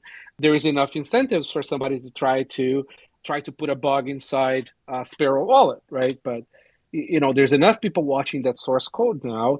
The binaries are watched, And Craig is pretty much sole source provider of that code too, which does help. You don't want too much noise in your code base as well. More contributors, it doesn't mean that it's more secure. Oftentimes, it's the inverse of that. You want the least amount of noise in your code base, and you want the least amount of people who are able to merge to be doing those merges too. Eyes is different than contributions in terms of like pushing code in. Yeah, I wanted to go back to real quick. One of my philosophies personally for cold storage is always, first of all, the source of entropy is the most important factor, because if you have low entropy, you don't have a good key. With that said, I heard you mention that the cold card is using 3 sources of entropy. Does that mean you're using the STM32L4 and both secure elements to generate entropy together? Correct. Yeah. We mix Oh, it that's all cool. up. Okay. Thank you. You'd think that most devices do that. That is unfortunately not true. It's time.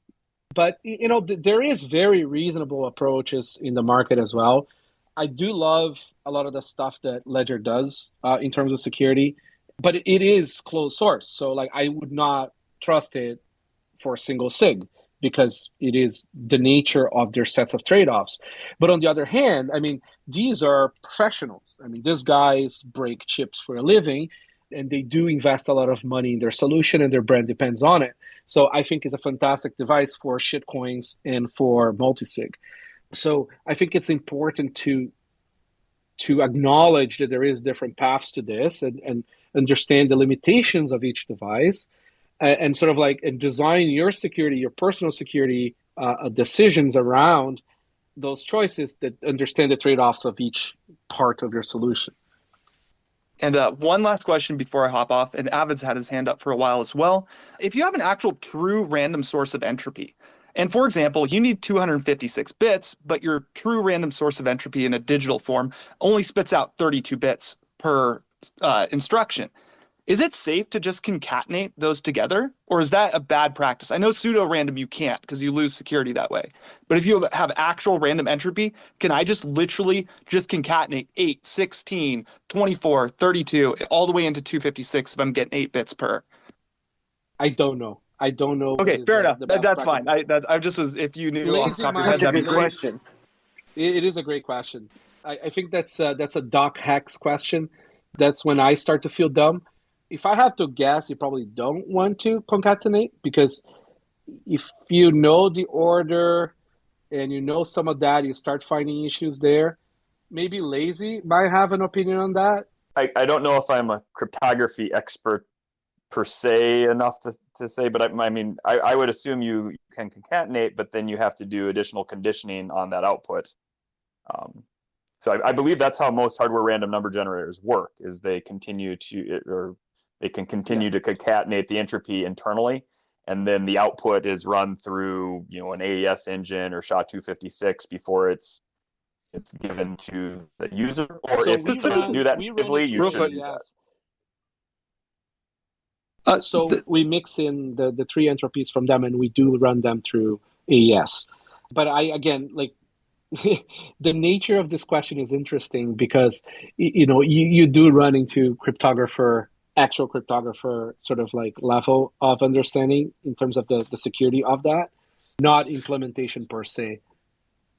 So 2 things real quick. For example, the STM32L4, it can only per instruction spit out 32 bits, and you have to wait for a flag saying it's ready to give you more random bits. So at some point you have to kind of maybe condition them or just literally concatenate them. And the reason why I asked this question is because Intel actually puts out some documentation that says that, hey, if you're going to use pseudo-random number generators, your entropy actually gets reduced with each time you concatenate.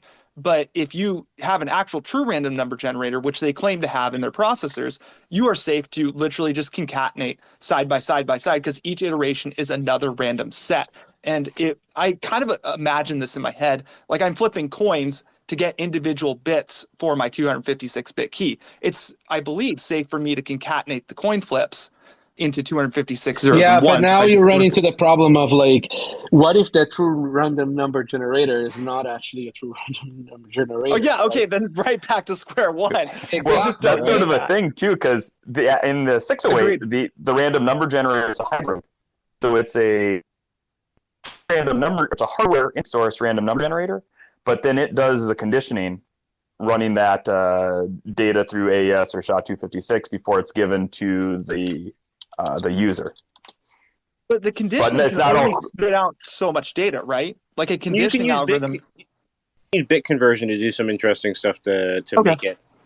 make it work as So, well from 8 to Here's the 64. thing, like for the audience, like now you have 3 people who deeply understand the topic and they can't come to a full agreement on this. Just so you understand the level of the complexity of like when you actually like stop LARPing about the wallets, right? So it's not like just your like open source, cute source, like software, like when you actually getting down to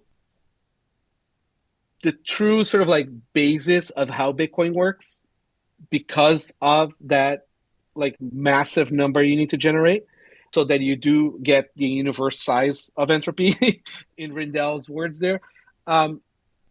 This is why it's so important to not trust any single part and to sort of like understand that the solutions understand these problems. And then what they do is to not run risks, even if there is a claim by a chip manufacturer on something, is to avoid that trust by mixing in different parts, even a diversity inside the device itself, right? So you start using different chips that do things differently so that you're never fault to a single either mistake, malicious, or something that a manufacturer could do. Okay, aside from diving deep into the silicon of each solution for secure elements, because I know you guys are going to love to do that, how else can we help people understand? How about like power differential analysis attacks or Tempest attacks? Because we have seen those before. I did a talk on this, funny enough, when Udi had those talks on VR. We can find the link for that talk. But I don't think people understand how many attacks are possible if the devices have some bug, vulnerability, bad hardware, bad design, just because you're using USB. Maybe Lazy or Good could give us some examples of things that could happen through the USB cable, either remotely or with a local exploit. Okay, so isn't the likelihood that, well, a USB obviously, but the cameras, the SD cards themselves, the SD card readers, one of my most favorite ways to break into devices is through SD card slot exploits, right? Those represent threats too, don't they? Yes, but so there's 2 things that happen there that greatly de-risk it, right? One thing is you don't have synchrony anymore using a micro SD card, right? The attacker cannot probe or try different things through a micro SD card because he will put his bad, say, evil code on it, and he's going to hope that it works on that specific victim, right? And that's already very hard because, like, how is he going to put that bad software in there to begin with, right? He's going to have access to the machine that the person is using to build those transactions. And it's not a simple kind of access because it's not going to be a simple file. He's going to have to try to rewrite the firmware of the microSD card. For that, you need sudo access. Even then, you're going to have to know the vulnerability of the specific brand of microSD card that they have. So like the microSD card itself, remotely speaking, is already like orders and orders and orders of magnitude safer than a cable, right? Because you can't do it remote. So you have to essentially own the microSD card, which is in itself very hard. Then let's say you do manage to do that. Now you need to own that specific version of the hardware wallet that that person is using. Could be a different version. Everything is gonna like vary because that code might have changed, the hardware might have changed. You might have a single choice before it breaks the device. A single chance before it breaks the device. In all the years that we have had in this space, we have never had anything demonstrated to us to be possible through that, through the means of tracking through the microSD card. Not even closed or proposed. We have not even ever seen an actual proposal for SD card attacks, with actual code or something, right? Not like just sending an email saying, hey, I think I could do that. So we have not seen that. I'm not saying it's impossible. What I'm saying is extremely unlikely. Now, the source code for the code card and the schematics for the code card are also open, so people can look at it and try to find problems with it. They haven't. The stack that does the microSD card on code card is also very reduced. So it's a very tiny amount of instructions that handle that. So it'll be very hard to find a problem there. And then there's how code card also reads the microSD cards, right? Like it's also hard there too. So, like nothing is impossible, but it's unlikely. And then let's say you did manage to be fully successful. You still have to retrieve that data coming from the microSD card remotely, right? So that's another sort of like issue. Now, when you're looking at USB cables connected to your device to the computer that's connected to the internet, you just open yourself to remote attacks. You could have the computer perform operations taking advantage of bugs, and this is in any device, right? But you do have that probability and synchrony capacity. So you could try to remotely do some of that stuff, or you can have much more complex software on a computer that's not even connected to the internet trying to probe the hardware device. The USB stack is massive. It's absolute trash. So you have a lot more room for bugs and issues in that. And a lot of the USB stuff is also handled by the micros themselves, who could have bugs that the hardware wallet maker might not be able to even find out because of just how the silicon is working there. So I highly, highly, highly discourage people plugging a hardware wallet on a computer ever. Or Bluetooth. Bluetooth stack is trash too. Yes. Funny enough, the NFC stuff is actually very reasonable and could be segregated, but still is a radio, and there's privacy issues there. So if you're going to use cold card NFC, just understand that it's not as good as simply nothing. There's something to be said to a device that has the radios off, does not have wires on them. It does increase your security by a lot. Oh, funny enough, there was an attack on Trezors many, many years ago that's been patched. But this is what's called a power differential analysis, where some chips, especially non-secure chips, are not designed to keep secret. So when they're doing calculations on private keys, for example, either for signatures or generation, they may be leaking their math through how the electricity is going through it, right? So when they're doing their little bits and bytes, right, in their square wave there, that might be leaking to the power line of the circuit. So an advanced attacker, actually doesn't even have to be that advanced, could be recording that and then replaying that later to try to steal. And that's a very common attack on computers, on general purpose computers. People have been able to do that even with phone microphones versus a computer. Now, cryptographic libraries go through big extents to try to prevent some of those attacks, side channel attacks. But if your hardware is not designed to prevent those secrets from leaking, like not having a secure element, you are substantially more exposed to those attacks. So that's a fun one that has been seen in the wild kind of attack. Also, if you're a core Adam. developer, you're probably heavily targeted. Yeah, I mean, Thanks, like if you're a known person in this space, chances are your gear is being watched, is already probably being owned. Don't trust your devices. Like that are MBK, connected. Isn't there a huge risk of you being targeted by remote actors to try and compromise firmwares, leaving the factories and things of that nature? You guys must have all sorts of processes. Of course, in place and that's why the source, the firmware, so the bootloader firmware and the firmware is open and signed and reproducibly built, right? So you can check all the things because like you simply cannot fully trust anything. That's part of how like very, very advanced security works. You just don't trust it.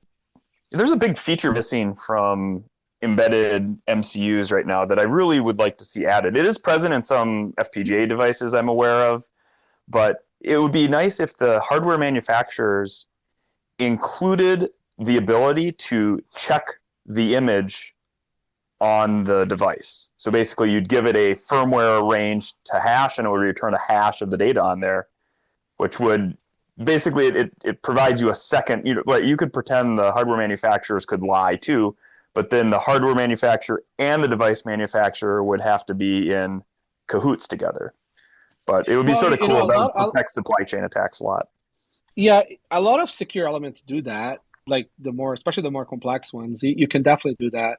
The open MCUs, I think the reason they don't do that is because it'll be trivial to essentially glitch them into like pretending. Well, it's not about, it's an attestation. So it's not about an attack there. It's like, so basically you as a hardware wallet owner could prove through a hardware mechanism that the code that the manufacturer claimed to have programmed on the chip is actually on the chip.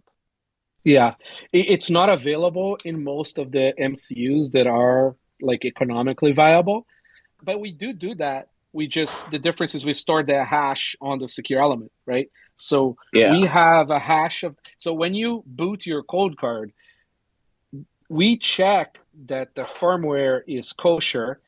And the way we do that is by having a hash of that firmware, the actual image of that firmware, stored, protected by the multiple secure elements. And there's a whole dance there to make sure that that's also being protected.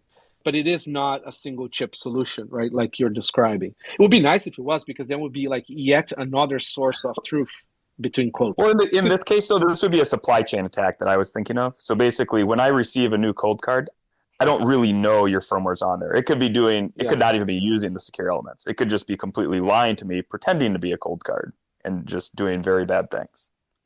Yeah, the reduced sets are a bad thing, right? The likelihood that there's firmware and the other components that could be vulnerable, right? Yeah, exactly. I mean, the thing about it is, and this is part of the reason why we like the multi-chip approach, is that like the level of either coordination or bugs or attack that would have to happen in order for you to own every single like smart component, it's like astronomical, right? Like it becomes very, very hard. Now, when you depend on a single chip, it becomes actually trivial to do that. Even if it's a secure element, you don't benefit from that, like the secondary part not being, owned or buggy or something. Hey, thanks for holding the space, MVK. This has been some great discussion. I actually wanted to go back to something that you in Portland had jumped on real quick, because one of my biggest kind of curiosities and where I've been spending a little bit of my time going down the rabbit hole is on the entropy generation, specifically using dice. So, you mentioned that the, standard dice that don't have the filled pips may be okay. And kind of my question is along that lines, like, as I've gone down the rabbit hole and like looked into like casino dice that are, uniformly weighted, the pips are filled with equal density colorant, and but those have sharp edges. Then I found like backgammon dice seem to be a good compromise. The reason I'm asking this is because if in theory a dice is more likely to come up with sixes than it is to come up with ones, wouldn't that negatively affect our entropy generation? Yeah, I think we addressed it a little earlier. So somebody wrote a paper on this, and they found, I mean, again, this is not self-verified. I haven't like peer review, like there's no peer review of that as far as I know, but there's been some studies done on the biased dice not being as concerning for this application, just because of the size of the entropy on that. So the amount of times you throw that dice compounds, right? So like it's still large enough that is not a concern. Right. Okay. So it's it doesn't hurt to have better dice. Yeah. If you take Yahtzee dice, for example, Yahtzee dice are favored to 6, and you can show that by rolling them 100 times yourself. Yeah, but then exactly. It depends on the distribution, right, of that issue.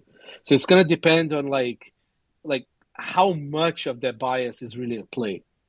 Yeah, so you're saying as long as it's sufficiently random, like it's not coming up 6 all the time, so exactly. It's not a huge bias, and so it probably is not a big deal, but doesn't hurt to use backgammon or I think casino dice aren't a good solution because they're not designed to bounce and roll on hard surfaces. But it seems to me that like having a good set of dice just gives you that little extra couple percent of comfort.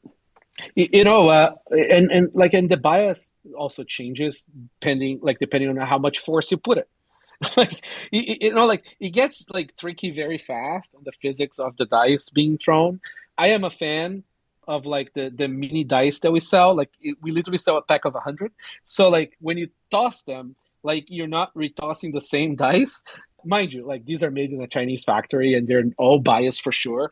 But like, personally, I don't think they're going to be biased exactly the same. And you're tossing them, in a way where they're all not being applied the exact same force, and they're bouncing on each other as well. So there's just a bunch of things at play. I think the randomness is probably fine. Now, personally, I like mixing in the entropy from the secure elements because it does de-risk my possible mistake as well. It is harder to prove that was done, right? Because now you need to, check the firmware and all that stuff. But if there is a certain amount of like reasonable trust, and you are mixing in a reasonable amount of entropy, like I think that's like a very solid middle ground where you're not like, 5 years later trying to remember, did I use the right brand of dice? You know what I mean? Like, should I move my funds? It's just like, I personally like solutions that like help me sort of like remove myself from mistakes. A part of the reason why we made the device is so that I don't have to go use my skills to sanitize a computer and keep the computer sanitized. It's the same idea, right? Like it really is maintaining a sort of like a level of sanity so mistakes don't happen. Guys, this has been an amazing space. I think we're almost at 2 hours now. We're over. I kind of lost track of time. If you are a noob listening and you're just sort of like enjoying all this sort of like tinfoil insanity at the end here, we did record this spaces, so go back to the beginning. We start this from the very, very beginning. I think was worth it. I don't mind us maybe taking some questions and sort of like discussing a little bit more, but sort of like going to start winding this off. I won't put people on the spot, but maybe I release this as an episode on Bitcoin Review podcast. If people are cool with it, but I'll ask later. If people are not cool with it, then maybe I won't. But it is recorded and it will be on Twitter. So, guys, aside from Q&A later, do you guys have any sort of like final thoughts that you want to give? Maybe, James, you've been soldering this from the very early beginning of this call. Oh yeah, it's obviously we've been rambling for like 2 hours, and a lot of us on the stage here have spent many years dealing with this problem. It's a never-ending problem, right? This is a sort of cat and mouse game. All security is like this. There's never going to be a perfect solution. Even when we create a better solution, attackers will probably come in and come up with new types of attacks. So you can spend as much or as little time focusing on this stuff as you want, but I'm reasonably confident after a decade of us seeing a lot of people screw up a lot of different ways that we have created much better user experience, a great deal of best practices that are getting baked into the hardware and the software that's out there. So you can reasonably get away with a great self-custody setup after only spending probably a weekend looking into it and using one of the more common setups that are used by a lot of people out there. Yeah, I think those are wise words. Time in the market does teaches you a lot of things, especially as a company that's public that has something to lose. It's kind of a biggie. I think, like you really touched on some very basics there that like should help. Craig, do you have any sort of like final thoughts that we should really emphasize to people here? Yeah, I mean, for me, I think the most important thing with all of this self-custody stuff is that you need to practice. You need to put the time in to understand what it is that you're doing, to get familiar with it, to get comfortable with it. If you don't do that, you really are, no matter what your solution is, you're really opening yourself up to making mistakes. And, this is your wealth. This is your hard-earned money. You've put a lot of sweat into these hours. Why not put the effort in to try and understand what's going on, to get familiar with it, to get comfortable, just to do it, sort of often. And the method which I find really helps, and the way in which I personally introduce people to using Sparrow, is to use testnet, which is basically a version of the Bitcoin network that is available to you. The coins have no value, and you can get them for free. You can basically start up Sparrow, and then there's a menu option under the tools menu that allows you to restart it in testnet mode. You can then do a Google search for a Bitcoin testnet forces. You can get them to send you some test coins which have no value, and you can practice sending actions you can receive.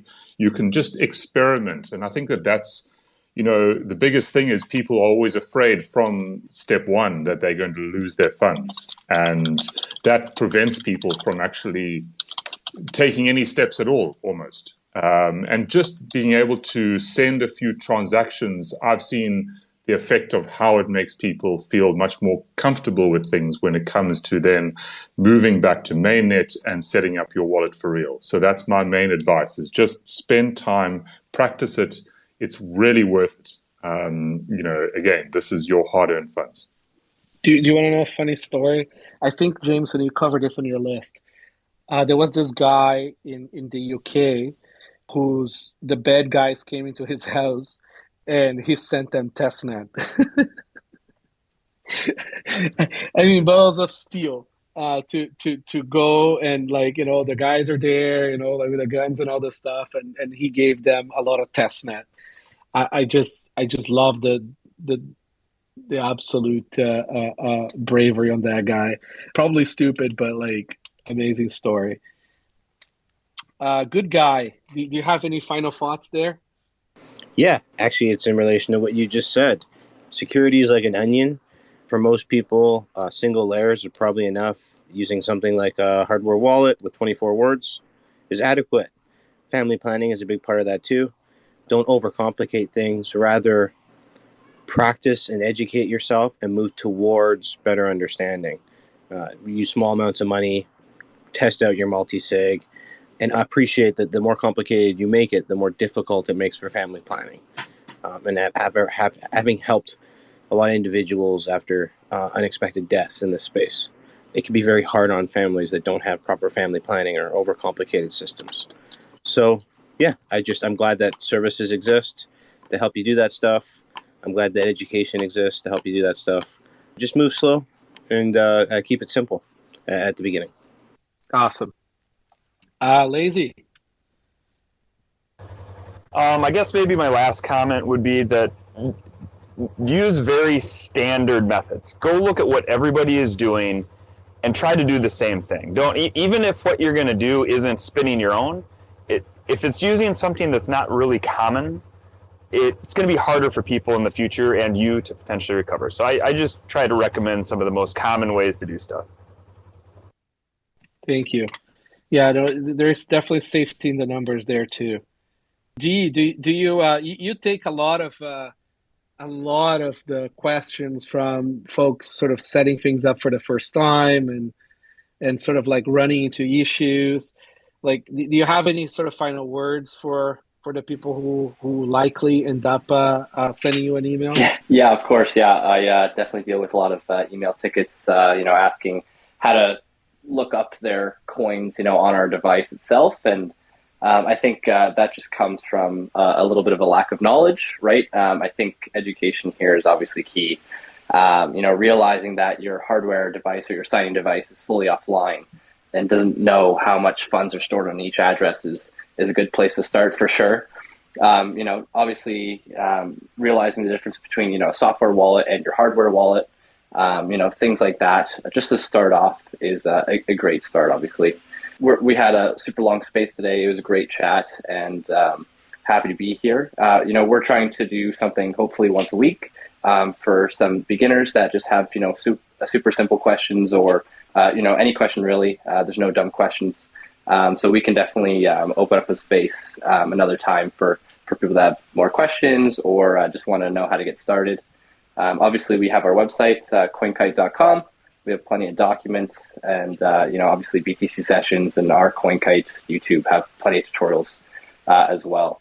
So yeah, just education here and, making sure you know what you're doing, even with, recovery, wiping that and trying to just reset it on your cold card, getting that master fingerprint back to what you had before. And just playing with it, toying with it. You don't have to load funds on your cold card or any hardware device before, throwing a bunch of, throwing your lump sum savings on it, right? You can throw a few bucks on it, or you can even use testnet and just learn the insides and outs of these things because, it's hard to, it's not hard. It just takes a little bit of time. And it's like, people didn't have bank accounts back in the day. And, it's like showing them a new technology like a phone and saying, here, use it, right? It's like, well, some people don't know how to use these things. It's a very new and exciting space. So, I just encourage education here and look into the things that we were talking about today. And if, my DMs are always open. If you need to send us a message or ask a question, shoot an email to support@coinkite.com. And we'd be happy to help. There's no double questions, of course. Awesome. Guys, I was kind of planning on doing a Q&A, but I think that we've extended quite a bit here, and I think we might have covered most questions. I'd like to apologize to some people because I tried to add some people to the space. It's been super buggy. The guys from Keykeeper, I had them on the beginning. The stupid spaces dropped them. I couldn't bring them up again, so I just want to give them a shout out.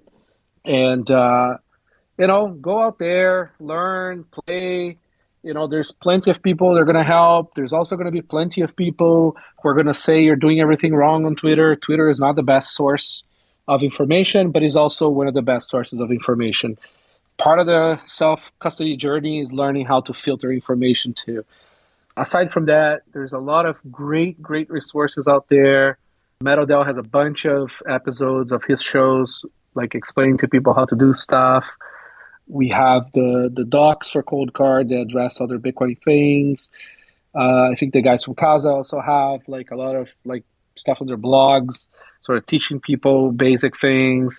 Bitcoin.org, I think, has a lot of good resources. Oftentimes, the wallets that are listed there have been reviewed, so that's one sort of source of quality reviews. Oh, don't forget Lopp.net. James has put together a lot of great security guides and recovery guides and a lot of good resources there. I think that looking at the pictures of the metal plates being destroyed on the website is already very entertaining too. Learn from other people's mistakes. Don't do the same. If you're very smart, computer person, careful because you're more likely to screw yourself. Try to have setups that you don't have to think because you're also vulnerable, even though it may not seem like you are when you are fully concentrated.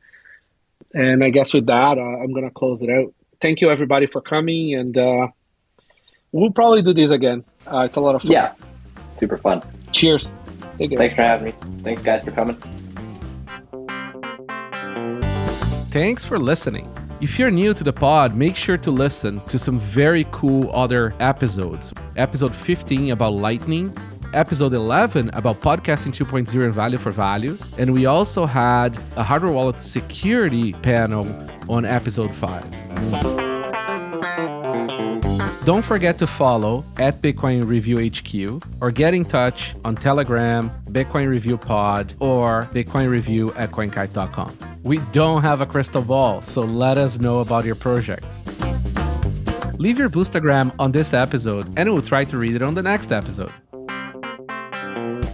We've added more people to the splits. Now, if you send us streaming sats, some of that go to opensats.org. And also to Citadel Dispatch with my guest, Odell. If you don't know much about Value for Value or Bitcoin Podcast 2.0, go to bitcoin.review/V4V.